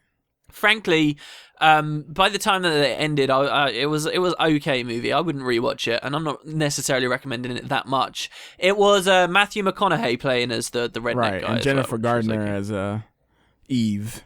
I see her. Yeah, who I recognised, but I didn't know where from. So all right, it was an okay film. Next one. The next film, I'm going to blast through these. Okay, the next film was oh my god, I know the third one. What was the second film I watched? Oh, Airheads. Airheads, have you heard of this? No. Like this stupid stoner culture 90s movie. One of the earliest films that Adam Sandler was in. Oh, boy. It also had Steve... How do you say his second name? Steve... Is it Steve Buscemi? Is Steve Buscemi? Steve Buscemi? Something... Whatever. The guy that was in, what was that Tarantino movie, for God's sake, where the guy has his ear cut off? And he starts off talking about tips in a cafe at the start. Whatever, people know. Country for Old Men. No. Oh, I saw that as well last week. Did I tell you that already? Oh, that was. I enjoyed that one. I didn't enjoy that much. I like the guy with the silenced shotgun. I've come to appreciate that. I don't really like Coen Brothers movies that much. But anyway, yeah. So I watched this Airheads thing, which was okay. It's a film with a 22% rating on Rotten Tomatoes, by the way. And it was just a dumb movie. But once you appreciate that it's a dumb movie, I didn't look at how good it was at all. I was going to rate it as like a 5, maybe a 6, but no, and it got like a 22% on Rotten Tomatoes. It's got some interest. It's sort of fun to see how these actors did back then, and it was like the plot of that film is these losers in a band are trying to get signed. And so they decide to break into the local radio station and try and force them to play their CD on their demo tape on the air so that people will hear it and then they can get themselves signed. But once they go there, things spiral out of control. And one of the guys has got like these toy like water pistols and he pulls one out as like a bit sort of a half joke, half serious. He's like, just play the tape, and everyone thinks it's a real gun. So then it like turns into a hostage situation and wow. Things continue on, and then they take over the radio station and start playing music, and then there's all these other people like, yeah, this is real rock, this is real metal, and it's right, just like every and Adam the Sandler whole way movie. through the movie, there's this guy like crawling around in the Did he vents, scream? and you see. Did he scream any time during that movie, Adam Sandler? Like, No. Like He's playing like a really stupid guy, but like he keeps getting hit on by like this girl every and end up like having sex on the couch. Apparently, Yeah. if you like Airheads, you like Sister Act. Apparently, according to IMDb. I don't even know what that is. I think they're totally separate type of movies. Whoopi Goldberg. It was a dumb film. Wuppi Goldberg. Sister Sister I Act? know. You never seen Sister Act, dude? You gotta see Sister Act. I think. I don't know. I don't know if it's one of those. Anything like Airheads, I would probably only watch it as a bit of a it's joke. nothing like Airheads. I guess it's the same type of John. I don't think so. It's Whoopi Goldberg. You're not gonna get any of that crazy. All right, third one. Anyway, the third film, this was because the guy that I'm working with on Crayon Law heard us last podcast talking about Captain Phillips, right? And he was like, oh, you should watch Castaway because it's basically the same except better. I actually enjoyed Captain Phillips a bit more. I'd never seen Castaway, so I decided to actually sit down and watch it. It was a good film. And again, it was like a film where they lingered after the fact, which I thought was kind of interesting. Castaway is Tom Hanks. For people that don't know, he plays a system analyst and he ends up getting stranded on an island for 4 years. And it's like more about his life, really, than the fact that he was cast away for a while. Because after that happened, you would expect the film to end with his rescue. It doesn't. It goes on to show how, why do you always spoil? Why do you always spoil? That's not a huge spoiler. That he gets rescued? Yes, it is. Come on, like, at least a third of the movie is after that's happened. Oh, okay. Oh, really? Well, maybe not a third of them, but quite a lot of the movie is, though, after that. And it's like this man who, like, there's a huge bit in, and it's an old as hell film. Come on, dude. I think. What is your policy with spoilers here? I think I'm gonna ban you from movies. I think you've been spoiling too much. This is 14 years old. Dude, it's a 14-year-old film. You basically explained Captain Phillips last time. You basically told them the movie. I never told people the outcome of Captain Phillips. And besides, like, the plot... I implied it, but I don't think too many people will have got it. And besides, like, that is the story that you could tell someone the entire plot of, and then they could watch it, and they would still... they wouldn't get a pure experience, and I agree with those arguments about spoilers, but they would still get a very, very strong experience, because most of the action and fun of that film and entertainment value isn't, like, because of mysteries. This is what there was a time where spoilers was just for stuff like Planet of the Apes. Twists. That is not a film necessarily with a twist. No. See, this is how you explain Castaway. A FedEx executive must transform himself physically and emotionally to survive a crash landing on a deserted island. This is BS vague stuff, though. That is the explanation. It's good. That doesn't tell people anything. Moving on. That's it. Like, you don't have to go. Sorry about the spoilers for a 14-year-old film. There you go. Wow, 2000. Man, that's way back. I have to watch that because I feel like I watched some of it and then I didn't finish it. Oh, what? Oh, you said once that was that you years never ago. It's a good film. It's a good film. I would recommend it. I probably enjoyed Castaway a little bit more than Captain Phillips. I don't know. My friend says it was like hot crap, but I still think like it was just so long-winded.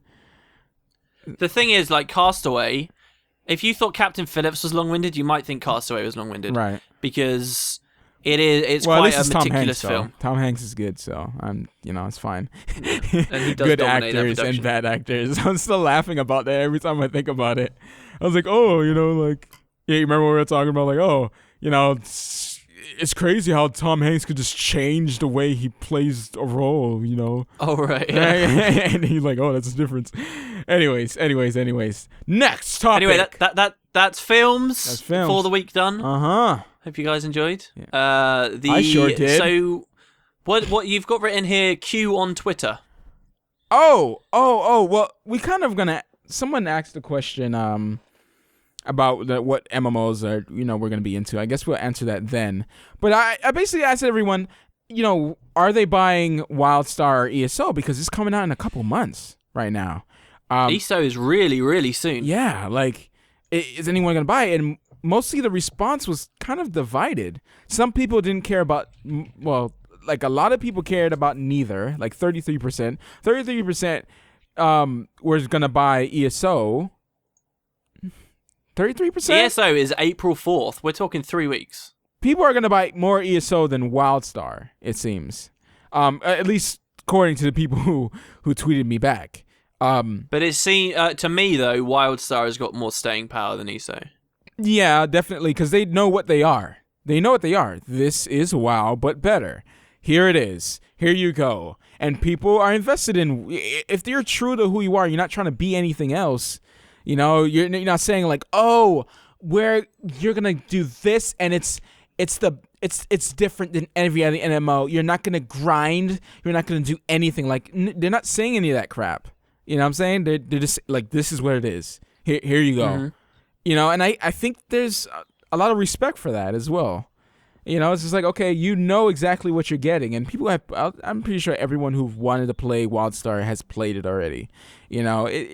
it's pretty good. Like the combat is pretty good, but I'm not really invested into it so much because there's so much stuff that I enjoyed about Guild Wars that's not gonna change my mind about other MMOs. Like, not that Guild Wars 2 is like it does everything right, because it doesn't, but it does a lot of things that you grow accustomed to, Yeah. and other MMOs should have that they don't. yeah, even though a lot of people, like, I know how your thoughts about the voice acting, but I like that there's voice acting. I like that I'm just not doing fetch quests and stuff like that, even though they kind of cleaned it up a bit. Wildstar did kind of clean up in the recent updates that it's not necessarily fetch quests anymore, but I feel so disconnected from the story.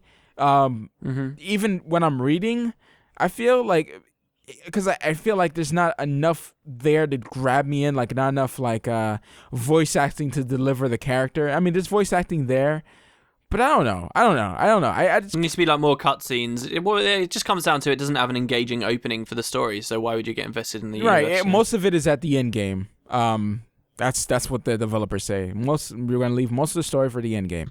But for me, I guess I played ESO. I played Wildstar.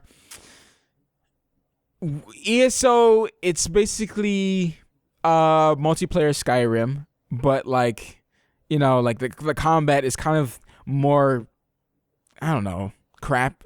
It's not crappy. I'm not going to say it's total crap like a lot of you guys be saying, like, oh, ESO is total crap. No, it's not total crap. I don't like the combat system at all. It's kind of boring and floppy. Like, the most floaty I can get is Guild Wars 2. Like, Guild Wars 2 is very floaty, right? Like, it's just like you're running around and you're hitting stuff, right?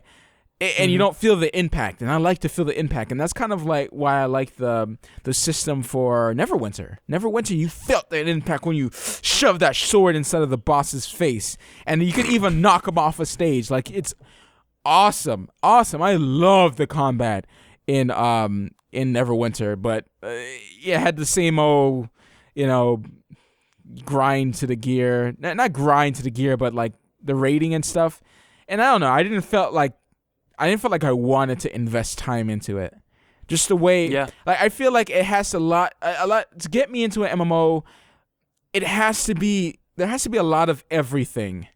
It can't just be an MMO. Like, it has to be. I don't know what got me into Guild Wars 2. What makes me stay in Guild Wars 2? I wonder.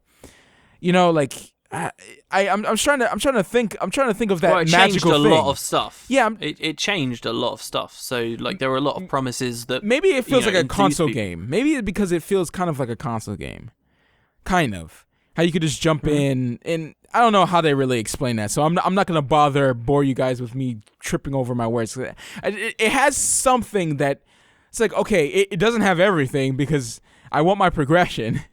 Dang it, they'll let me leave, ain't it? I want my progression eventually. Dang it, in some way. They have to be delaying the feature patch just because they're adding some beautiful, delicious thing that I can, like. There were quotes on the forums where they were talking about a lot of stuff, like hyping it up. I don't know how far you really want to take that, but apparently, yeah, like there were. I'm not taking it any type of way. I'm just gonna see, because you always end up getting disappointed when you hype things up when it comes down to Guild Wars 2. So I just like. I'm just going to wait for it to happen. I really hope there's new legendaries, and I really hope they're not weapons. I really hope, I mean, it could be weapons and armor. That would be great, sure. One piece, I want legendary to work towards. If they're not going to give me progression, give me my legendary so I can do my builds, okay? And not just, I hope they don't just release just amulets or just rings. No, please don't do that. I want, give me all the damn trinkets.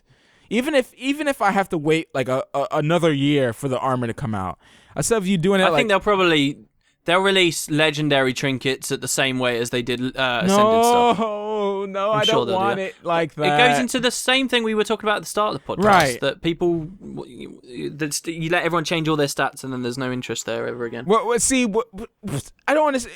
That has a problem. What you're telling me is that there's nothing to do in Guild Wars right now. Because there's no legendary to go to. No, I'm not saying that. I have plenty to do in Guild Wars. No, that's basically what you're saying. Because you're saying once you get all the legendary, there's no point in the game. That's what you're saying. Well, no, I'm saying for a large selection of the audience, people who only play because they want more skins and things to go for, if you give everyone the option to get gear that will let them always change their stats, then they're never going to want to... Then that incentive for going for more skins is not there for those people anymore. And then those people will not want to play the game so much. I think the game has a lot of other things that people want to play for. Also, and by the way, guys, I'm not mad. We were just having a conversation. Me and my wife, Wooden Potatoes here, are not fighting. This is just a podcast. And, if my voice gets high like this, it doesn't mean I'm mad. Like, some people legitimately thought I was mad. Wow, you almost went, like, German there. I said... Yeah. Whoa. Oh, boy. Where was I going? Oh, also, I think they might be delaying some of the legendaries because... Maybe they want to change the way they do the skins first and may come out with that wardrobe first. Don't you think that might be an issue? Because what if they get the legendary, right? People don't like the skins of their legendary and they want to transmute their legendary. The legendary kind of loses its, thing, its specialness. It loses its... No, it loses... I mean, it loses its legendary title. Every time you transmute a legendary sword, it loses its legendary title, obviously. Do you mean like the color of it? No, losing you can't switch the stats anymore. You can't lose. Yeah, you can. You can't what on when you transmute it. Yeah, if you transmute, I'm sure that's the way it works. Yeah, well, I didn't realize that was a bug in the first place. No, so it was it's not. No, yeah, it's a bug where when you transmute it, that's why they released the transmutation splitter, transmutation splitter, because people downgraded it to a level 1, and it wasn't legendary anymore. I mean, they transmuted with a level 1 sword so they can use that level 1. And it doesn't work anymore. So, yeah. I mean, it'll be nice if there was some way that you could put a skin over it without using a transmutation stone and take it off at any time. Maybe the legendary's special thing, if you have to grind to get it, it'll be ultimately worth it if you could just switch to any skin that you already have in your wardrobe. If it was already connected to your wardrobe, you could just switch at any time. It'd be amazing. And believe me, I would enjoy playing the game when I have my full set of legendary just by switching my builds. I think it's incredibly addicting. And it would incentivize people doing different things. No one wants to switch their build if they're perfectly comfortable and they have to spend like a lot of gold. Like for people who are casual, they're not, and which makes up a lot of Guild Wars too. They're not gonna switch. They're not gonna go for the crazy build. They're not gonna go for it because they're unsure if they even want it. They have to try it out first. They have to feel it. Mm-hmm. They have to, and PvP is not a way to try stuff out. Because I know you're about to say that, and it's not. It doesn't incentivize people going for other sets of armor, so they stay comfortable with whatever crap they have. They probably could be even mix matching between berserkers and clerics, and they're just tossing stuff in and just buying random stuff and tossing it because they don't know any better. The game is not teaching them and not punishing them for doing certain things to teach them to be a better player. You can go through the whole game without dodging. The whole game without dodging. Yeah, you can. That's true. Yeah. Like not even doing the dungeons, not even doing like they dumbed down personal story. Personal story. I felt that it was a little bit harder back in the days. Maybe I'm wrong. Maybe I just didn't know how to play back then. Just like a lot of people. Don't forget that at launch, a lot of the personal story, like some events in it, were ridiculously difficult, and then they ended up tuning down. And yeah. When you first start as well, you're not always going to have the money to always be at the highest gear you can be on when you're at that level, stuff like that. And I think just your general understanding of the way the game works makes stuff easier. It's funny how the general, I don't know, like consensus of Guild Wars 2 in the beginning, back in beta weekends, was the game was hard. A lot of people say probably one of the top videos, Guild Wars 2 gets a D. You could probably look it up on YouTube. This is guy from who's now not even playing Guild Wars 2 now. Now he runs a Wildstar website right? He says Guild Wars 2 gets a D, right? And this is like right when the game comes out or kind of before it in the beta weekend. And he says basically D for difficult, D for, and he names a bunch of D. Wow, stuff. I've never seen this. The one from Mike Joseph. Yeah. Okay. Mike Joseph. And he also did a couple Guild Wars 2 songs, which I really liked. Which I kind of wanted to do like this whole music remix of like this remix I did way back in the day, using a lot of my like music tools and stuff like that back then when I was like really into, well, I'm still into music, but you know, I don't have time to do any of those things, or it's not gonna, I don't know, the audience is not gonna receive it. So like I want to do this big thing where I remixed it in high quality, and I had a violinist, I had all these things. There's a lot of stuff I wanted to do. A violinist? Yes, okay. yes, and I wanted to do a violin. He was gonna play the guitar. A lot of stuff was about to go down, dude, and I was gonna all match it up together and do a nice little montage. A lot of projects, I gotta say, fail because there's like not enough money or time for those things. Do you realize that? Do you have that as well? Projects, maybe. Yeah, like overly ambitious stuff that you realize, oh, I could never possibly do this. Yeah. I'm sure money is pretty much the biggest one, though. If you have money, you can hire people to help you. Right, exactly. That's kind of what like, yeah. But I don't know. I totally forgot what I was saying. So go ahead. You were talking about the guy who gave Guild Wars 2 a D. Yeah. And the fact he now runs his own website. Basically, everyone thought that Guild Wars 2 was difficult back then, and now that now everyone thinks it's easy, and that's for casuals. Because I know they did some nerfs. I don't know how bad those nerfs were. I do remember, actually, yeah, some of those early betas, because I don't know in what order it happened, but I know there was one beta where everything was really easy, and I know there was one beta where things were markedly more difficult, and then I know that the third beta hit the middle ground between the two, and everyone was like, yeah, this is amazing. I do remember that, and I remember posts of them saying that the general difficulty had been tweaked somehow. Yeah, I do. I really do. Yeah, man. I'm not sure what... I would find it so interesting to go back and play some of those older versions of Guild Wars 2 and just see how different, you know, the general experience of playing the game was. I'm sure in a lot of ways it would be far worse.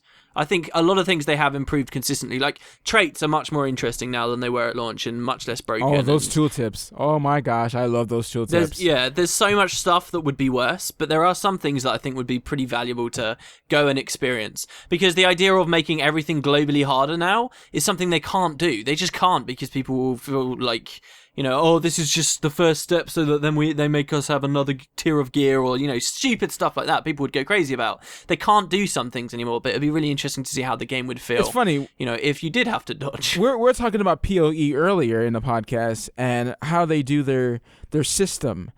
Don't you think they could, like, without doing this whole another tier, right? Another, like, something above Ascended, they could do something similar to PoE where you can get random skills or buffs or permanent increases to your armor that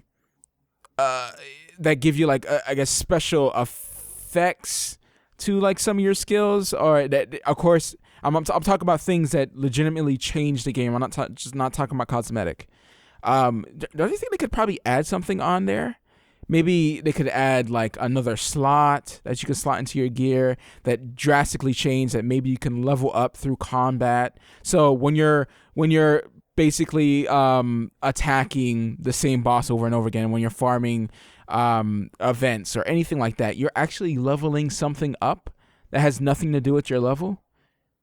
You see what I'm saying? I think these are all just other ways of adding more tiers of, you know...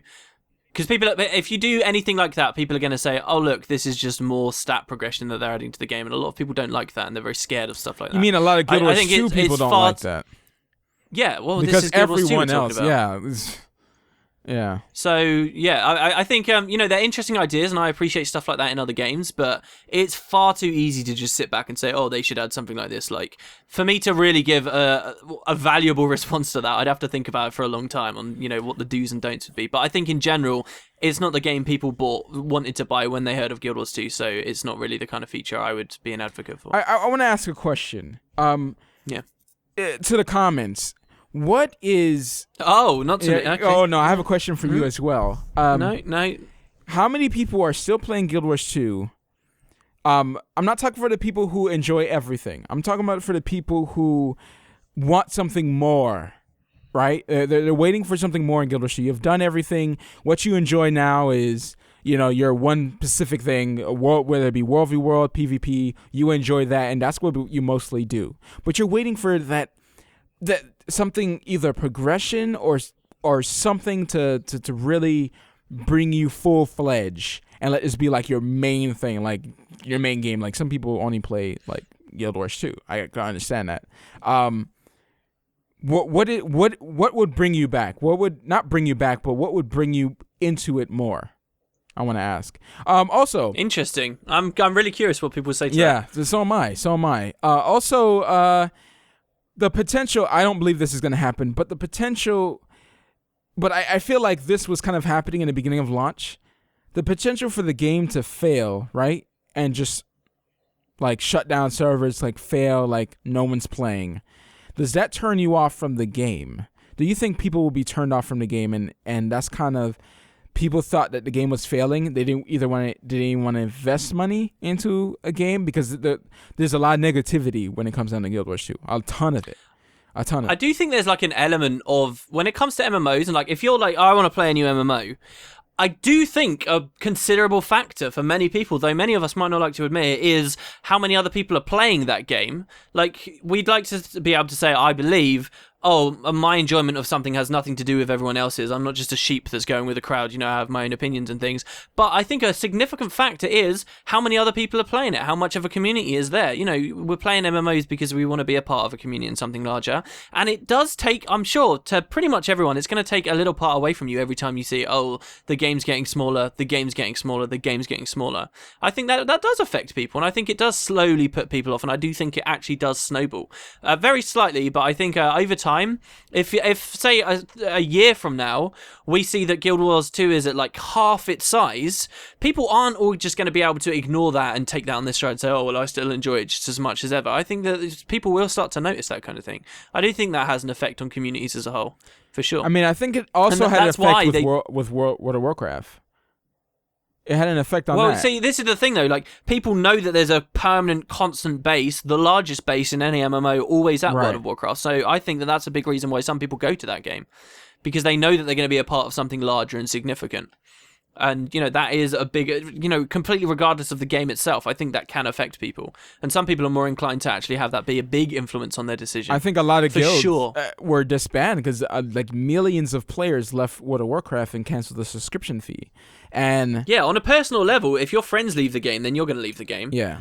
But that's almost a no-brainer. But the idea of other people and potentially soon your friends leaving the game, so now are you a bit more on edge? I think there are people out there like that, and I include myself in that category. I think to a small extent I am probably like that as well.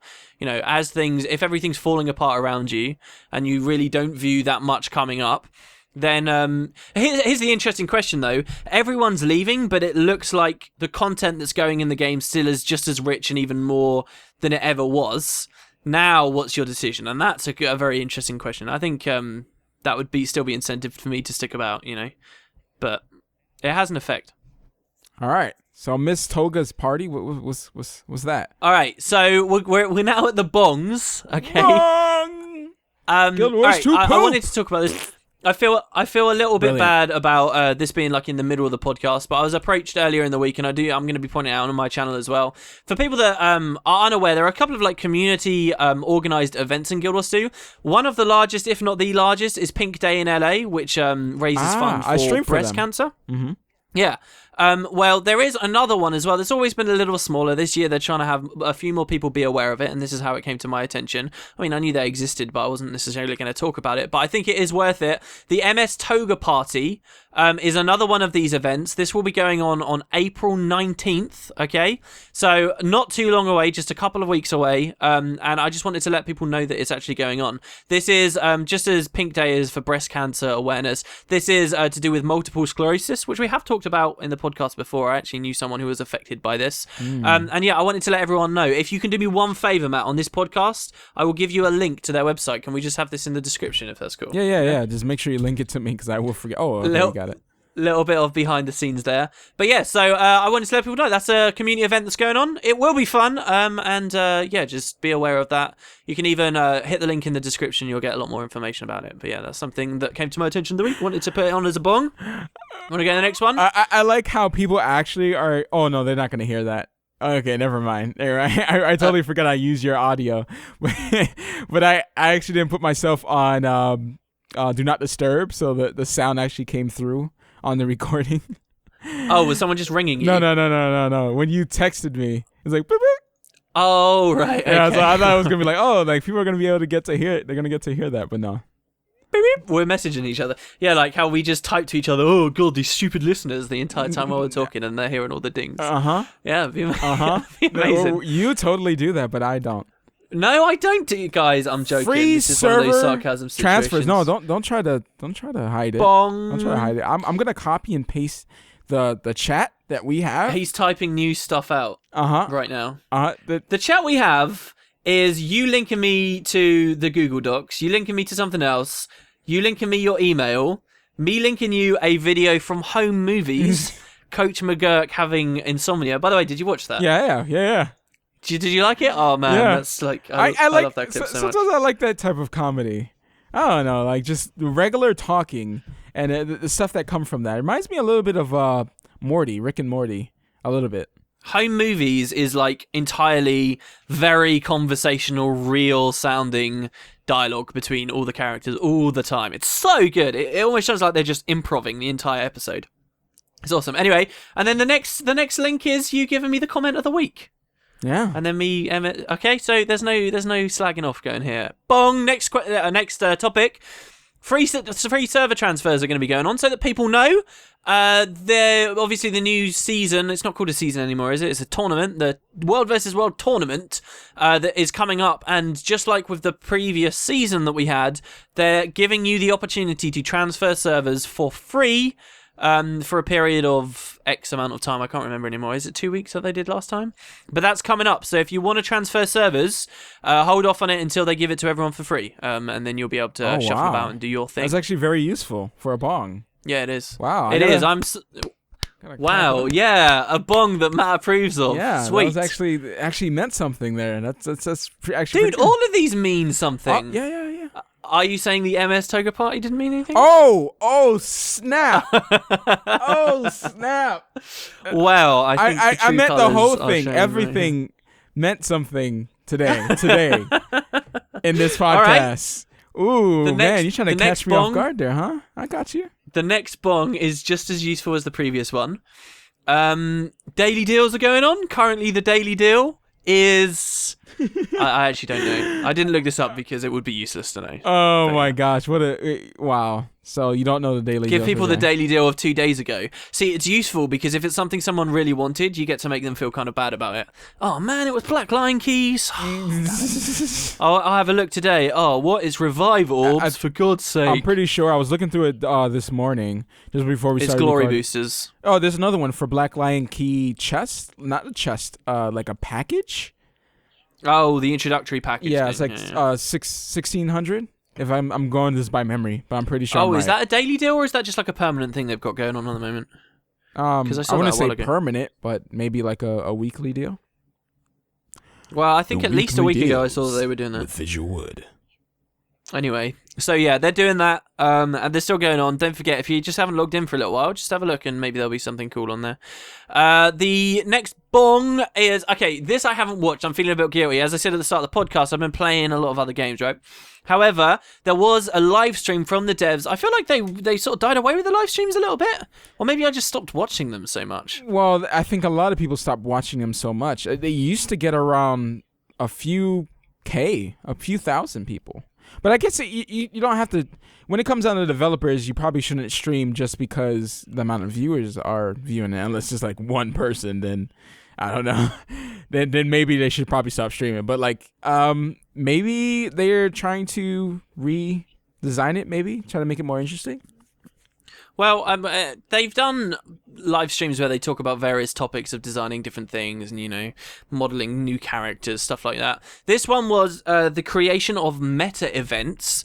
And actually, I haven't seen it, but I'm quite interested in what they did to demo the creation of a meta event. So this is them talking for about 40 minutes about how these things are made.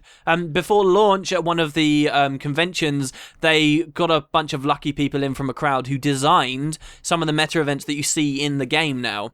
I think it was one of the ones. It's got something to do with a shark or something that people designed. And so thinking back to that, I'm wondering whether we get a bit more insight ourselves into the meta event that they're doing. And are they just showing us an existing meta event in the game, or are they demoing on the live stream maybe the creation of a totally new one, and that we might eventually see come in somewhere? But yeah, so I thought that was a really cool topic, and I wanted to mention it as a bong. And there's some other live streams they're doing too. Whoa, earthquakes! And the last... What was going on? So we had an earthquake in England the other day. What? This is a Guild Wars 2 topic. Did your house break in half? Yeah, I'm actually in a shack right now. It sure sounds like it. You see, that's a hobo behind me with the plague. Whoa, dude! Just coughing. Man, he's been quiet all this time. Yeah, well, he's among the studio audience. It's fine. No. We didn't have earthquakes here. There's this weird, crazy speculation thing going on in Guild Wars 2, right? Where people are saying that they're seeing earthquakes happening as they're walking around in the game. Like, the random rumbling and like, screen shaking stuff is occasionally happening to people at, like, rare occasions around maps. There was, like, this whole Reddit thread about it where everyone was like, oh, what's going on? This is really weird. Yeah, we noticed this. What's happening? And people think it's got something to do with the fact that Morgemoth is now awake beneath the ground and that the devs have added this new thing into the game that's meant to make you think about it. Oh, so he's, like, trying to get out. Like, he's kind of stuck down there. He's like, oh... Damn it. Yeah, that he's just too moving much earth or whatever. And then, you know, he's shaking the whole planet, basically.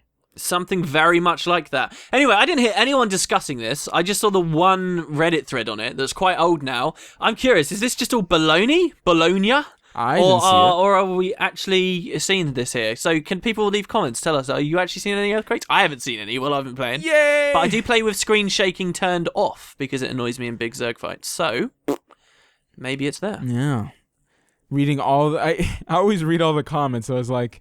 Well, at least all the ones that YouTube shows me. So it's always fun to see what you guys put down there, even though some of it is like, you suck, Matt. You don't even play the game anymore. Like, I don't? I don't play the game anymore? Really? I just streamed just the other day. How very rude of you, Mr. Person in the comments. How very rude. That's just it's fine. It's fine. I got your back. You got my back? Thank you, sir. Thank you, sir.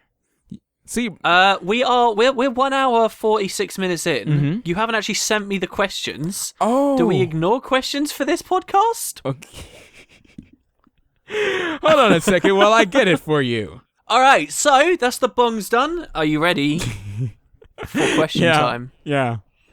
I am so ready. I'm so ready right now. So Guillermo del Toro, how'd you say his name? The guy who directed Hellboy. And was going to do The Hobbit, but didn't do The Hobbit. Del Toro? But still did. Yeah, but his first name, how do you say it? Guillermo. I don't know. Whatever. This guy isn't that guy. This is Christopher Del Toro, who says, WP, do you think the reason that Bro Ham doesn't want an explanation was that the devs wanted the last cutscene to be more of a surprise? Maybe they could explore Scarlet's reasons as a part of the next Living World season, as a part of the Dragon's Awakening. No, why? Why would they do that?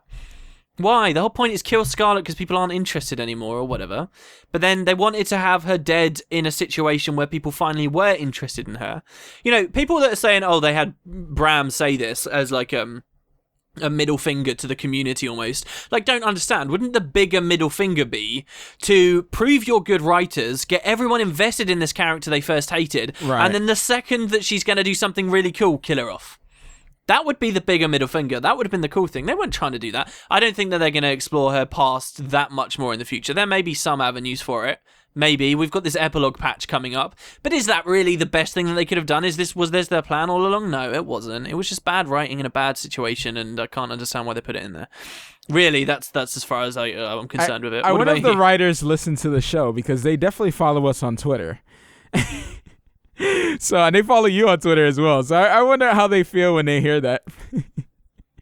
Well, the thing is, like, I don't think any one person should be personally offended by like what's said, because like, it's a big collaborative thing. There's no one writer that sat down and sketched it all out and then, you know, put this scene in the game and had the voice actor read it in the way that they did and had it all staged up like that. Like, no one person takes the full weight of criticism. Yeah, things get cut out and stuff like that, and then it has to go through this process of actually getting into the game, because you could also have a good story, but it could be cut down to this like small thing. And I feel at this point, I feel like I'm maybe asking, or not asking too much, because I'm not asking, but like thinking too much of a MMO story. How good can an MMO story be without it being stupidly like detailed in every aspect, like how I like it, you know?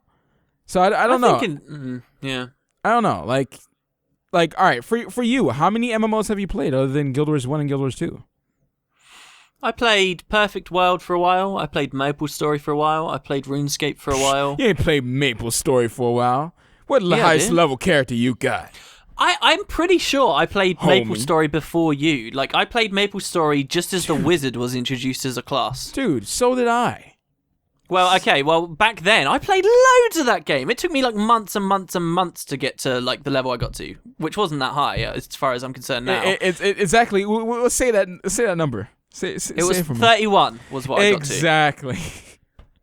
I still consider that to be a game that I played loads of that game. Four characters. Level like past 170. Yeah, but the game's different now, and it's easier to level huge now. It's absolutely huge now. Yeah, I'm still going to include it on a list of MMOs I played, because I played the crap out of that game. I played so much of that game, and yet I understand that MMOs, like, because they're such large projects, it's like, how much can you really dedicate to just telling a story in it? And I do think a lot of people are going to say, oh, MMOs can't work with stories because there's so many player characters. But what I think that means is, it just means you can't be the hero of the story. You can still have a great story. It's just you're not the hero of it. Or if you are, then there's some minor complications there, because there's millions of other players who are all supposedly you. I think the reason why you don't see great stories in MMOs is because they have so many systems to work on, and it's such a complicated piece of software, basically, that, you know, the amount of resources they can pile into just that one element of it has to be spread out amongst a lot of other stuff. And if it's an MMO with a great story, it's probably got very bad other stuff like combat and progression and, you know, even stuff like server architecture. You know, there's so much stuff that could go wrong that if you don't focus on everything at once, you know. I feel like to make a really good game, and I understand story as well, like everyone has to work together. And, you know, there has to be everyone, I don't know, not necessarily be friends, but learn how to, you know, work through problems. Because I'm pretty sure some people are like, oh, I want it this way. Or one writer says, I want it this way. And, you know, the other writer doesn't want it that way. And they have to find, like, some middle ground and stuff. So it could be, like, one of the writers, or it's just, like, poisoning everyone else, you know, and pretty much holding everyone back. Or something like that. Like that would be crazy if that's what was going on. You want a villain so that they can put out a post saying, we have fired this person, now everything will be brilliant. Yeah. Crazy. That's like a witch hunt. Or basically, Josh Foreman leads everything now with Colin Johansson, right hand man. You know? Wow. Yeah. Yeah. I'm sure he's very flattered by that comment. Colin he doesn't listen. He doesn't have time for goofy ball stories. And film reviews for 14-year-old film spoilers. Yeah, nobody wants that. Oh, whatever. Next question. The next question is from, what the hell? Is this another version of someone who usually posts? That's weird. This is Elo Killer 2. Who says, I've got a law question for Dr. Visuality, PhD. Oh, I love these moments. Here we go. Where did the Quaggan originate from? What's their homeland? Oh, P.S. It's not Elo Killer. Matt and Carbohydrates have pronounced it wrong 4 times now. Oh, well. Go on. So we have answered his question? How come I never remember their names? Like, all I remember is the ones who call me bad things. Like, I remember Emma and Meanie, because she talks to us on Twitter. Maybe because they're girls? No, I don't think so. I talk to a lot of guys as well. So it's like, Look, the truth just is saying. you're insensitive, but the excuse is you're bad with names. It's good. It's good. That's how it works. Maybe it's because they actually have names instead of like Elo. I guess Elo Killer is a name that you can remember. It's not Elo Killer. That's what he's telling you. He's saying it's Elo Killer. Elo Killer? And there's a 2. Hello. Yeah, because there's double L. Hello? Yeah, that's his name. All right, so where did the Quaggan come from? All right, so I try to look this up as fast as I could. Oh no, you should have made it up on the spot. You want me to make it up on the spot? Okay. Oh, you're the one with a PhD. Go for it. All right. The Quaggans.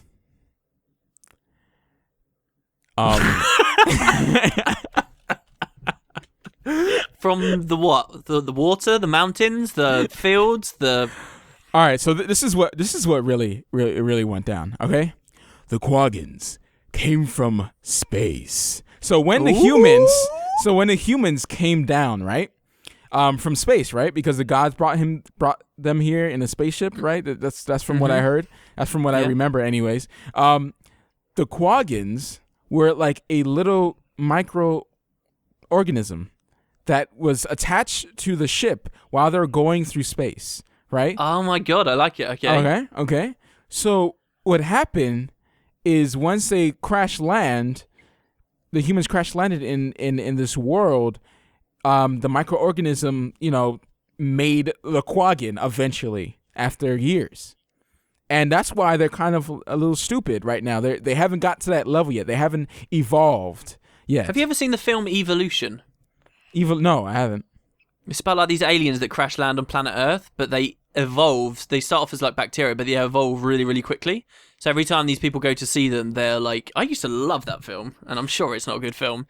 But every time they go to see them, they've evolved a bunch. Are you saying that the Quaggan are like that? But see, the Quaggans, this is a mechanism, right? A self-defense mechanism. They act stupid because it's part of it's the way they protect themselves. Right? Mm-hmm. They act like they're all lovable, cute little things, but really. So when the Orion undead come and they don't care, that's why the Quaggan are so threatened, because this is the first enemies. Everything. Wow. They're always behind the scenes. Who's the Quaggan that's like at the head of this giant conspiracy theory? You haven't met him yet. He's mysterious. There's little cues. The writers have left little clues here and there to eventually wrap it up all into one big story reveal at the end, just like they did Scarlet. So it should be good. You're not supposed to announce to everyone what we were told in private by the devs about the end of season 2. What are you talking about? Anyways, next question. No, that was good. That was really good. Yeah, I liked it. Yeah. What did they really come from, actually? The deep sea, and they were forced out by the movement of the elder dragons, namely the deep sea dragon. That's basically it. Oh, but when it comes down to lore, no one ever shares exactly how humans and Quaggans were created, or is it that the elder dragons just created everything? Well, yeah, they're leaving that sense of mystery there within the plot. You give people hard facts about everything that happened exactly as it was in the past. That's irrefutable. It's kind of boring after a while. It's like, oh. Yeah. But in this way, there's mystery about what's going to happen in the future and what happened in the past, which in the correct amounts can actually be really good. The next question is from Paradigm Fang, who says, "Are you both satisfied with the musical compositions from new composers as opposed to the previous tracks composed by Jeremy Soule?"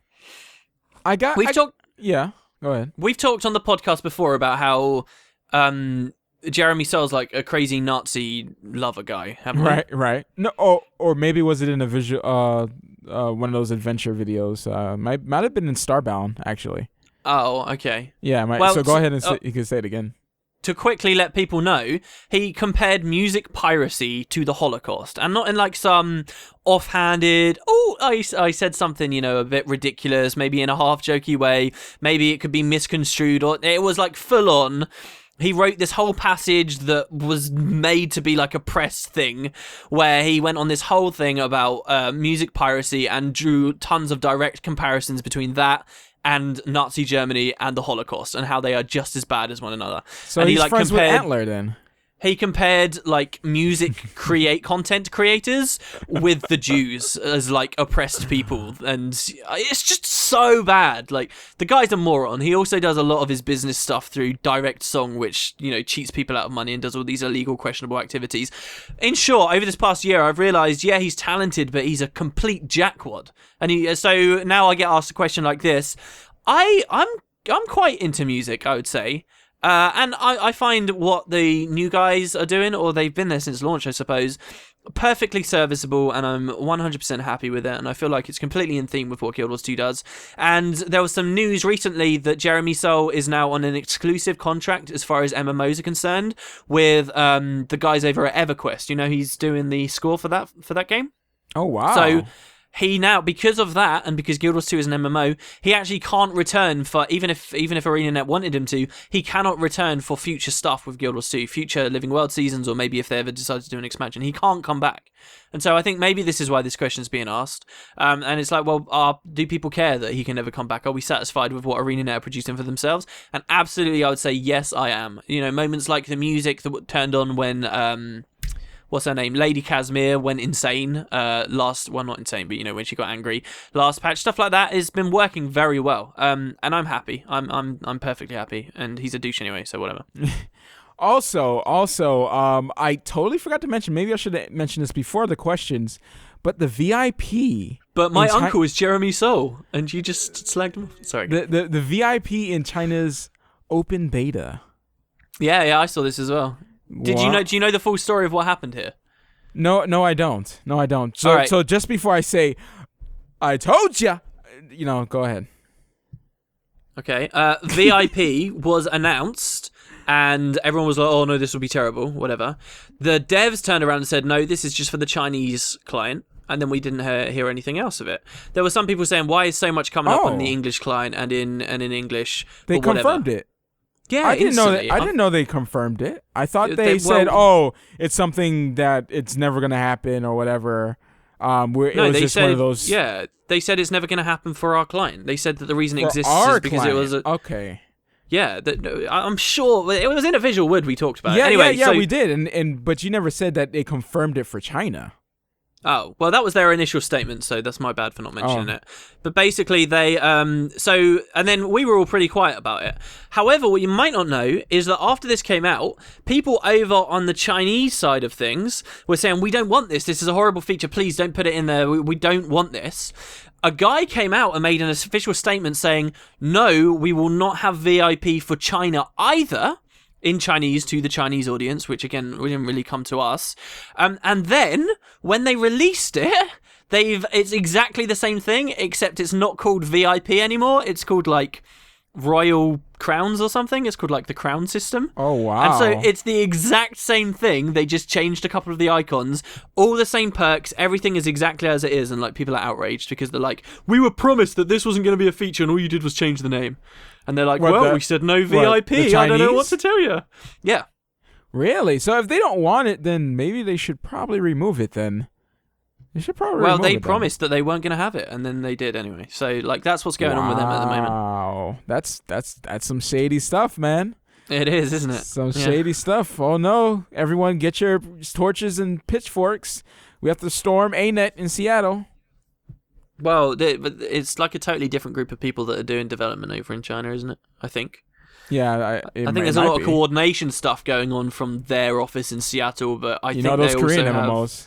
It's other people that are making decisions for them. You know that like MMOs over on the Asian side, basically they're there to just grab a lot of money, totally shut it down and do it again.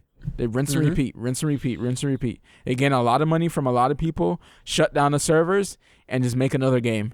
They just keep doing it, and that's just like what they do. There's tons of crap there. There's just tons of crap. So I don't know who's leading the China side, but they better be careful. Because really, this is the whole thing where, Guild Wars 2 could be better if it had China people. Like this whole excuse about, Guild Wars 2 getting more people because China people are playing it. Asian people are playing it. Like I don't believe that crap.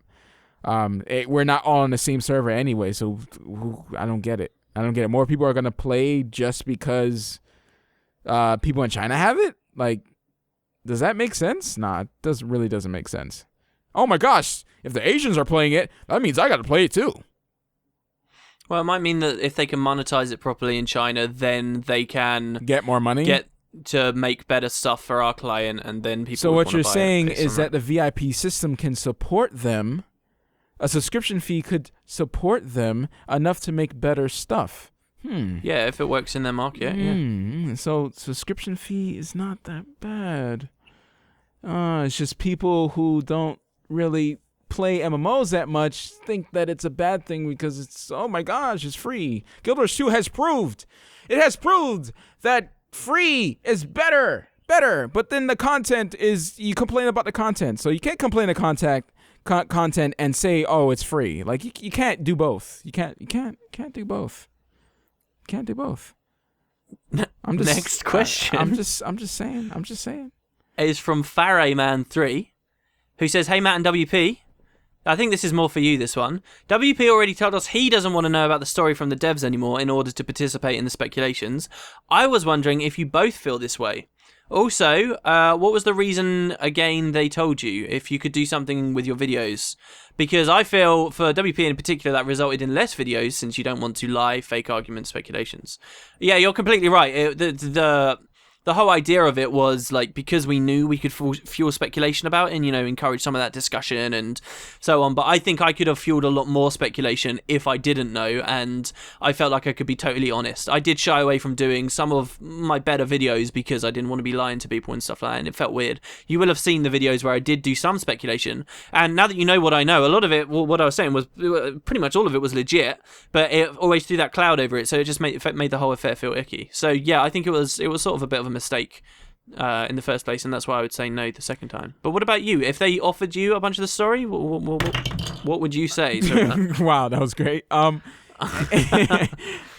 thing is, the whole thing is that this was like one of our first times, them contacting us and say, here, we're going to show us a bunch of stuff, and we didn't really know exactly what they wanted, right? Like, they showed us everything. But are we going to be able to get exclusive stuff to tease? Are we going to be able to, say things early? No, it wasn't any of that. Do you want us to give you feedback? No, like none of those things. So like, what was the point of it? I still don't know to this day. All right, I'm going to go ahead. I'm going to be honest with you guys on the podcast. I still don't know to this day. If the developers are watching this or listening to this right now, then you know. I don't know. You probably should be more clear with us. Like I don't know. Like everything I asked for that you would think that would be the point, there was a no, or they were like, nah, I can't say anything. Now, the feature patch. If they do the same thing for the feature patch, then that would be more interesting. Because we will be able to, and hopefully we'll be able to tease it or talk about it before it comes out. But they don't like that stuff. Like, we can't talk about stuff before it comes out. So, yeah. So it defeats the whole purpose of us knowing, really. It really does.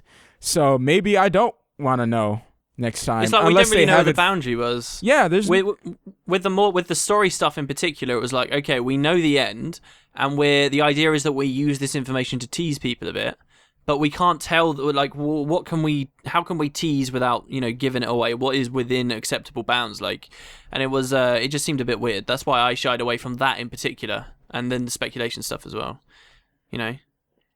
The whole thing was like, what do we do with it, Yeah. So it left us in a weird spot. A weird spot. Yep. Do you want next question? Yep. This is from Jack H, who says, "Hey, Matt V, spelt MATTVEE, and WP, spelt DOUBLE, capital U, space PEE. I've got Guild Wars 2 a while ago, and I can't get into it. I have a friend, but we're only level 10 and gave up in boredom. We're up to try it again, but how can me and my friend get into Guild Wars 2? I want to get addicted." I always pick up these questions because it's like, it's weird for people who never played the game and they still listen to us. I'm kind of honored, like, if someone is interested enough to listen to us talk for like a couple hours without even playing it. Yeah, without even playing it. So like, I don't know. I always give props to that. And plus, I don't mind newbie questions. So level 10, dude, level 10. They didn't even experience the game before they quit. Yeah, that's pretty crazy. Level 10 is like, maybe you just weren't interested in playing a new game when you picked it up. Yeah. No, that's really, really low level. That's not seen anything. Yeah, like my first reaction would be like, it's probably not the game for you, because most people would quit when they get to 80 and then they realize there's nothing, like there's no progression. And if they've spent all their life playing like WoW and pretty much any game out there that has these progression, and even Call of Duty, even if you came from Call of Duty, like or any of those games, Prestige and all that, there's always something to grind to. There's always something to get out of playing just by playing the game. In here, you don't have any of that. So it's really, you have to, I would say the first thing I would say to someone like that is you play a different character. Try out different characters and find the character that you like. Because trust me, the gameplay changes depending on which class you pick. It totally changes. Yeah, like if you were playing a Mesmers can be real pain to level up. So if you were playing one of those, maybe you're just not going to enjoy it that much. Right. I think sometimes as well, people, Mesmer as well, I guess it's a different discussion. Some people are like, oh, I wanted to play a Mesmer because I was expecting to be like a caster, and then they get really disappointed because they find themselves with great swords and swords doing best. So, that does come into it. When I started playing Guild Wars 2 after launch, I wasn't enjoying playing my character at all. I ended up character swapping to another profession. So maybe if you got super bored that early on, that's something you should be doing. But like, the leveling is really what people found most fun about this game, right? Yeah, but that was in the beginning at launch. I know this is like my 5th time mentioning this, but when you're leveling a character, if you level a character by yourself, he said he had a friend, but yeah, if there's nobody around when you're leveling a character or trying to do events or any of these things, then it feels kind of lonely. It feels like a dead game, and that it's deserted. When I was leveling my engineer, I was like, forget this crap. I hated it. I was like, once I got to that certain level and there was nobody Don't you think around. a big part of that though is that you've done it all before? No. Not like, yes, I could totally see where you're coming from, but like, it's like if no one's there, then it feels so empty. And then you can't do an event because you're not strong enough or something like that, and especially if you're not playing the game right yet, you don't know how to play the game, and there's no one to socialize with. Socializing is a big part of MMOs, at least in my opinion. I am a very communicative, talk to everyone type of guy. So when I'm in there, I like to socialize. Oh, dude, you're doing this, or I like to see the chat of whatever they're talking about. Sometimes they're talking about other games. Sometimes they're talking about some terrible stuff. Sometimes they're talking about, oh, this champ is up. This champ is up. It's interesting to have that going on. And yeah, I think a lot of people, like you see posts on Reddit all the time. Oh man, I really enjoy this game. I'm new to the form. I just really enjoy leveling up my character so far. And every time people tell them, dude, just take your time. And don't rush to 80. That's always at the top of the comments. Every time I've come on Reddit. And every time I see one of my videos on Reddit, I run like hell. I run like hell. So, I mean, I say give it another shot. The first thing to do is find a profession that you enjoy. And when I mean by profession, I mean class. And when I mean character, I mean class. And when I mean what do you think about races as well? What are some of the more interesting starting zones? Yeah, if you're starting in Azura, then switch. You don't like Metrica Province? Oh, I love Metrica Province. I just don't love being so small. You have to find, definitely find the character you enjoy. If you like, being, big furry guy, then go Char. If you like being very small and being this awesome dude that can do tons of damage or whatever, being really small, go in Azura. Depending on what you're going for anyway. But we all know the meta. Damage. Zerker. So, like switch it up. I'm most comfortable with human, right? I like the size of the human. I like how it doesn't make me feel too slow sometimes. But I do like being a Norn and being just huge guy towering over everyone. It's pretty fantastic. Norn feels slow, but then if you get one of those like flat 25% movement buff things, it's actually really good. I feel like I don't move slowly at all, and I love running around on my big. It makes you feel like you're moving at really fast, actually. Yeah. Sorry, I like almost it had a burp balances it there. out. But yeah, like that would definitely be my recommendation. Make sure you find the right person, the right starting area, and just take your time with it. Like, if you're feeling like there's not much story or much point to it, then yes, for all of its issues, at least the personal story does wean you into the world a little bit, teach you some stuff, give you that extra level of interaction with, voice-acted cutscenes and stuff, even if they are a little bit clunky. And, start trying to think about your skills and try and find all the different weapons that your class can use and unlock the abilities on them, and then get invested into, unlocking your next utility and your next, and then think about your elite skill. Like, these are the things that should carry you over to at least level 30. Level 10, I would say you have not given the game like any time at all. Like, I would say almost, why did you bother installing it? That's like half an hour maybe tops. Okay, all right, if you're very new to the game, maybe we're talking 3-4 hours of gameplay, but Probably still around 3 hours. you've got a lot left. The next question is from KGB. What are these names? When you sign into YouTube, how do you remember this? KJBPNBB+HNP. What? I wouldn't be surprised if this is this dude's password as well. If not to YouTube, then something else. Dear WP and MV, concerning mysteries, can you remember a movie, game, or series in which a mystery was lifted in a satisfying way? I can only think of bad examples like Lost. Furthermore, what do you think about mysteries and their role in video games? Here's my thing with Lost. I think most people view that show as worse than it actually was in the end. It changed a lot, okay? It started off, there was like very little sci-fi and stuff in it, and it did change a lot, and that would have alienated a lot of its original audience. But Lost wasn't one big mystery the whole way through it. Like, people are like, we were all expecting the big answer on the very last episode, and then it was never there. That's like so not what Lost was. The finale was like more of an emotional payoff of the series and, resolving character arcs. A lot of the other mysteries, the things that really compelled people as the series was going along, were answered long before the finale. Like, there's a polar bear on the island, one of the early mysteries. That was answered by season 2.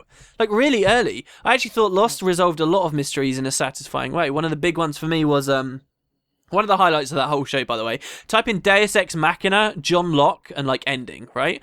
There's this episode where one of the characters, you're in his flashback and you find out at this point where someone stole a kidney from him, and it's all very sad. And then it cuts to him and he's despairing again in the jungle, and he's hammering on the hatch from the early series, and a light turns on the hatch, and it's like a really emotional scene, and you're totally there with him in his despair. And then this light comes on, and it's like, what the hell is this? And then it obviously cuts to black with Lost. That was a big mystery for me.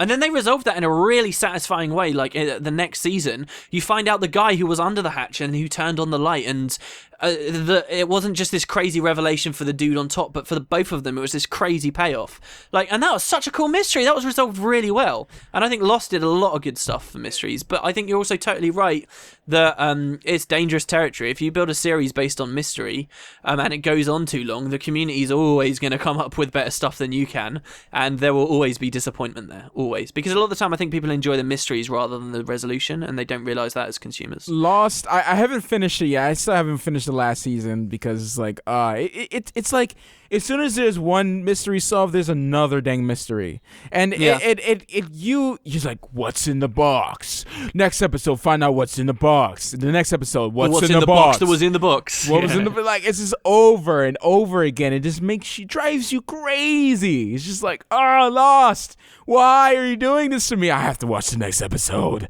again and again. And then I got so tired of it, and I was like, I can't do this anymore. I had to take a break and move on to another series, and we were supposed to go back and finish it, but then life happened. A lot of people have that experience. They never go back and finish it. They have a bit of a break, and then they never go back. It's weird. It's too much. Too much, man. Too much. I almost had that with Breaking Bad, but I finished it before that happened. Have you got any mysteries that you thought had a really good resolution in anything you've ever seen? Man, it's hard. I know there's a few movies I can point out to the top of my head. I couldn't find them because I've watched so many. But I was thinking about Hugo the other day. Okay. You ever watch Hugo? It's a pretty good movie. But it started making me think about different types of mystery. There's the mystery where like Lost, you don't know what's going on in this world. Like you don't know the world. Like you don't know the rules. Yeah, you don't know the rules. You don't know what's gonna happen. Like, cause something could totally switch, and you see like when you start seeing the black smoke and Lost, like right into like the first season, like you're like, what the heck is this? You know, or what's the monster running around? Like you're like, hold up, is this like a monster, or is this like some random big creature or something like that, or is this dinosaurs? Like. Mm-hmm. That type of mystery where you don't know the rules. And then there's the other mystery where you don't, who is behind it all and stuff like that, you know? And I wonder, like, Guild Wars 2 doesn't pull off that whole, it doesn't pull off any of those two kind of right? Like the whole mystery where Scarlet, right, was supposed to be like, you know, she was supposed to be tied to everything, but we weren't even looking for any of that either.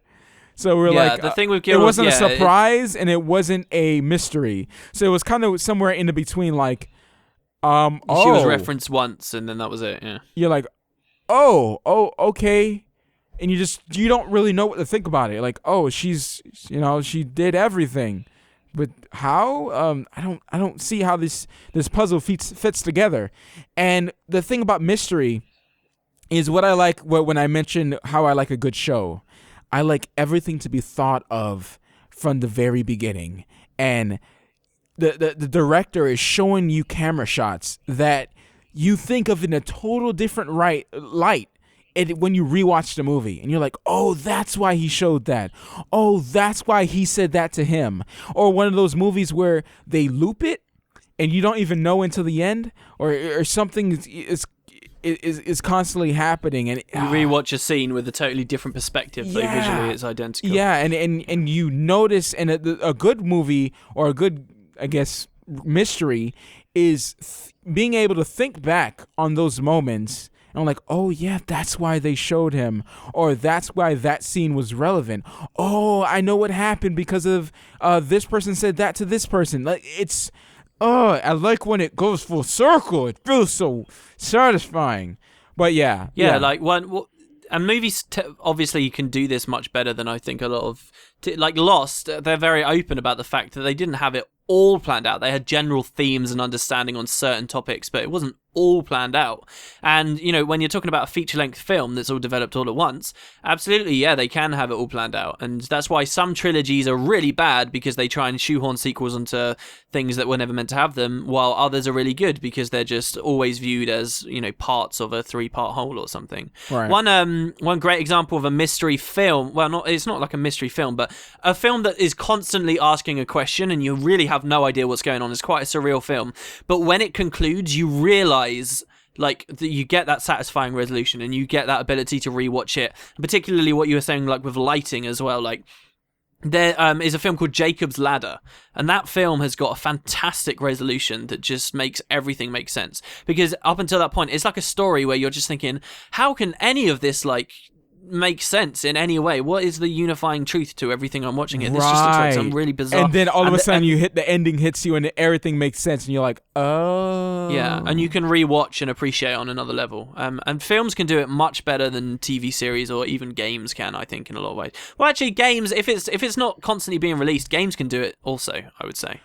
Because like films, they're all produced at once. I expected that from Tinker Tailor Soldier Spy. That's what I expected. I expected to be like, okay, I'm going to keep watching it to the end because the end will make everything make sense. And then it kind of fell off. I feel like I need to rewatch it by myself, but my wife is not going to watch that movie again. I rewatch it by myself to see, like, I haven't even hear anything in the comments. Did anyone watch that movie? I was going to watch it. It's still on my list, but I ended up watching 3 different films. So. I totally want to see your thoughts on that. And I would rewatch it as well just to see. All right, for next podcast, we'll watch Tinker Tailor Soldier Spy, yeah? We should probably have a list and just have like a movie club and just have like a 10-minute segment for movies. Well, that'll be the one for next week, yeah? Oh boy. Yep. Yeah? Okay. And right. That sexy man in there, Benedict Cumberbatch. Sherlock, talk to me. All right. Yeah? Next one? Let's do it. The next question is the last question. It's from Emmy, who says, lovely podcast. As always, glad to know you enjoyed the voiceover. Do you want to build a snowman? That's the arbitrary Frozen reference for this podcast. Here's my question. What do you think of the fanfiction, or fanfiction in general? I'm a writer and I've heard many different opinions about this community. I think it's... I'm not really someone that reads a lot of fanfiction, but I think it's an awesome thing to do as a creative outlet for people, and a really nice way to embrace some thing that you're enjoying a lot of. You know, if you're writing fanfiction about Guild Wars 2 because you like the game that much, then that's really cool. And that, you know, I think it's a nice thing that you can do that's like, it's almost like a productive hobby that other people can then enjoy afterwards. The thing is, I don't read very much of it. I've never like had a specific fan fiction that's like totally grabbed me and I've been like, well, I have to read everything they're doing. You know, a lot of fan fiction has also got this weird thing where it's obviously this big, you know, totally fine thing that everyone does, but now everyone always gets hung up on like slash, and this is like, oh, the only reason I read fan fiction is because of, you know, weird pairings that people can write that, you know, the actual writers of whatever that media are would never do, which I think is a little bit of a shame maybe, but yeah, I mean, to be honest, because I don't read that much, I don't have that many opinions. I think of it as basically just like someone doing fan art, you know? Like, yeah, I think it is. I think, you know, you paint a story pretty much through your art, and, you know, it's just like someone send me fan art. And, you know, it's just about the last podcast, you know, we're sitting down, you see Antler and everything like that, like cool stuff like that. And I think of it the same way. Like, someone was going to write fan fiction about you, right? Your character? Liz, yeah, right? so someone was, yeah. So, like, you know, stuff like that. I think of it the same as fan art. I think it's pretty cool, actually. I haven't really seen a lot of...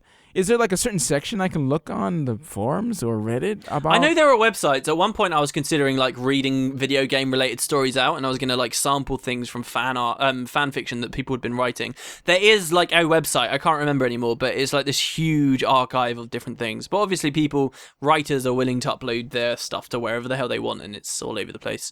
But I know there's at least one really, really significant website that a lot of people put their stuff up on. But yeah. Anyway, that was the last question. We didn't ring the bell for it either. Oh no, you didn't tell me. There it is. I was doing it too hard. There you go. All right, okay, keep ringing out. I will give us the last question. Okay. How are you doing today? Because I didn't ask you at the start of the podcast. Yeah, because you don't care. That's why. Look, I'm caring now. This is me caring. Hello. Wow, this is me caring. So you just switch it on when you feel like. How was your day? Now. I feel like caring about a friend. Wow. Well, you know, I'm doing okay right now. You know, we just you know. And, I imagine you to have your hand up in quite a girly fashion. Yeah, right yeah, now. and I'm twiddling my my hair Fingers. as well. Oh, okay. Yeah, like in a little curl while they're talking to a guy. Like, oh, you know, yeah. I'm doing. I used to love doing that with my fringe. Fringe? What's that? Your fringe? Yeah, like the front of your hair. Oh, really? Oh, so you have that long of a hair. I used to do that as well when I had very, very long hair. Yeah, I can't do it anymore. My hair curls up when I wash it, so it's like sometimes it lays down. So, yeah. Sexy. Yeah. I used to have like that Jesus hair back in the days when I had it in the big old ponytail. That sounds awesome. Yeah, it was. Wow. It was awesome. Have you got any pictures of that? Yeah, I do. But I was also really big back then, so. Yeah, so? Yeah. I'll show you. I'll show you. You. Give me a picture of you looking as different as possible as to what you look now. Ooh, I could definitely show you that one. Oh, man. Yeah, but not like a kid. Not like when you're 5 years old. I mean, I have this picture that I show people because like they ask about like healthy stuff and or they figure out that I was big before and they're like, dude, you used to be big? Like, you used to be over 300 pounds? And I'm like, yeah. And I show them this picture of me and my wife. And me and my wife look totally different. Like, I imagine how I look on the Guild Wars 2 versus MMOs, but bigger. So, bigger cheeks, and it's just... I've got to see this picture. Is this with the hair as well? No. As I cut my hair. This is like 4 years ago. Do I only get one? I can show you. Can I get various pictures of different stages of Matt Visual? This is my second time losing weight. I lost some weight back in the days, like 80 pounds. So I could like that's where I had my hair long. So I'll show you some of those. Anyways, totally off topic on the podcast. Oh my gosh, so insensitive. Oh, tell it. Anyways, guys, I hope you guys enjoyed the podcast once again. we are gladly doing it for you. And stay visual. Yeah? Whitlock has no pants. Yeah? Yeah? Yeah? Yeah? Yeah? Whitlock has no pants. Yes. He has fur instead. Whitlock.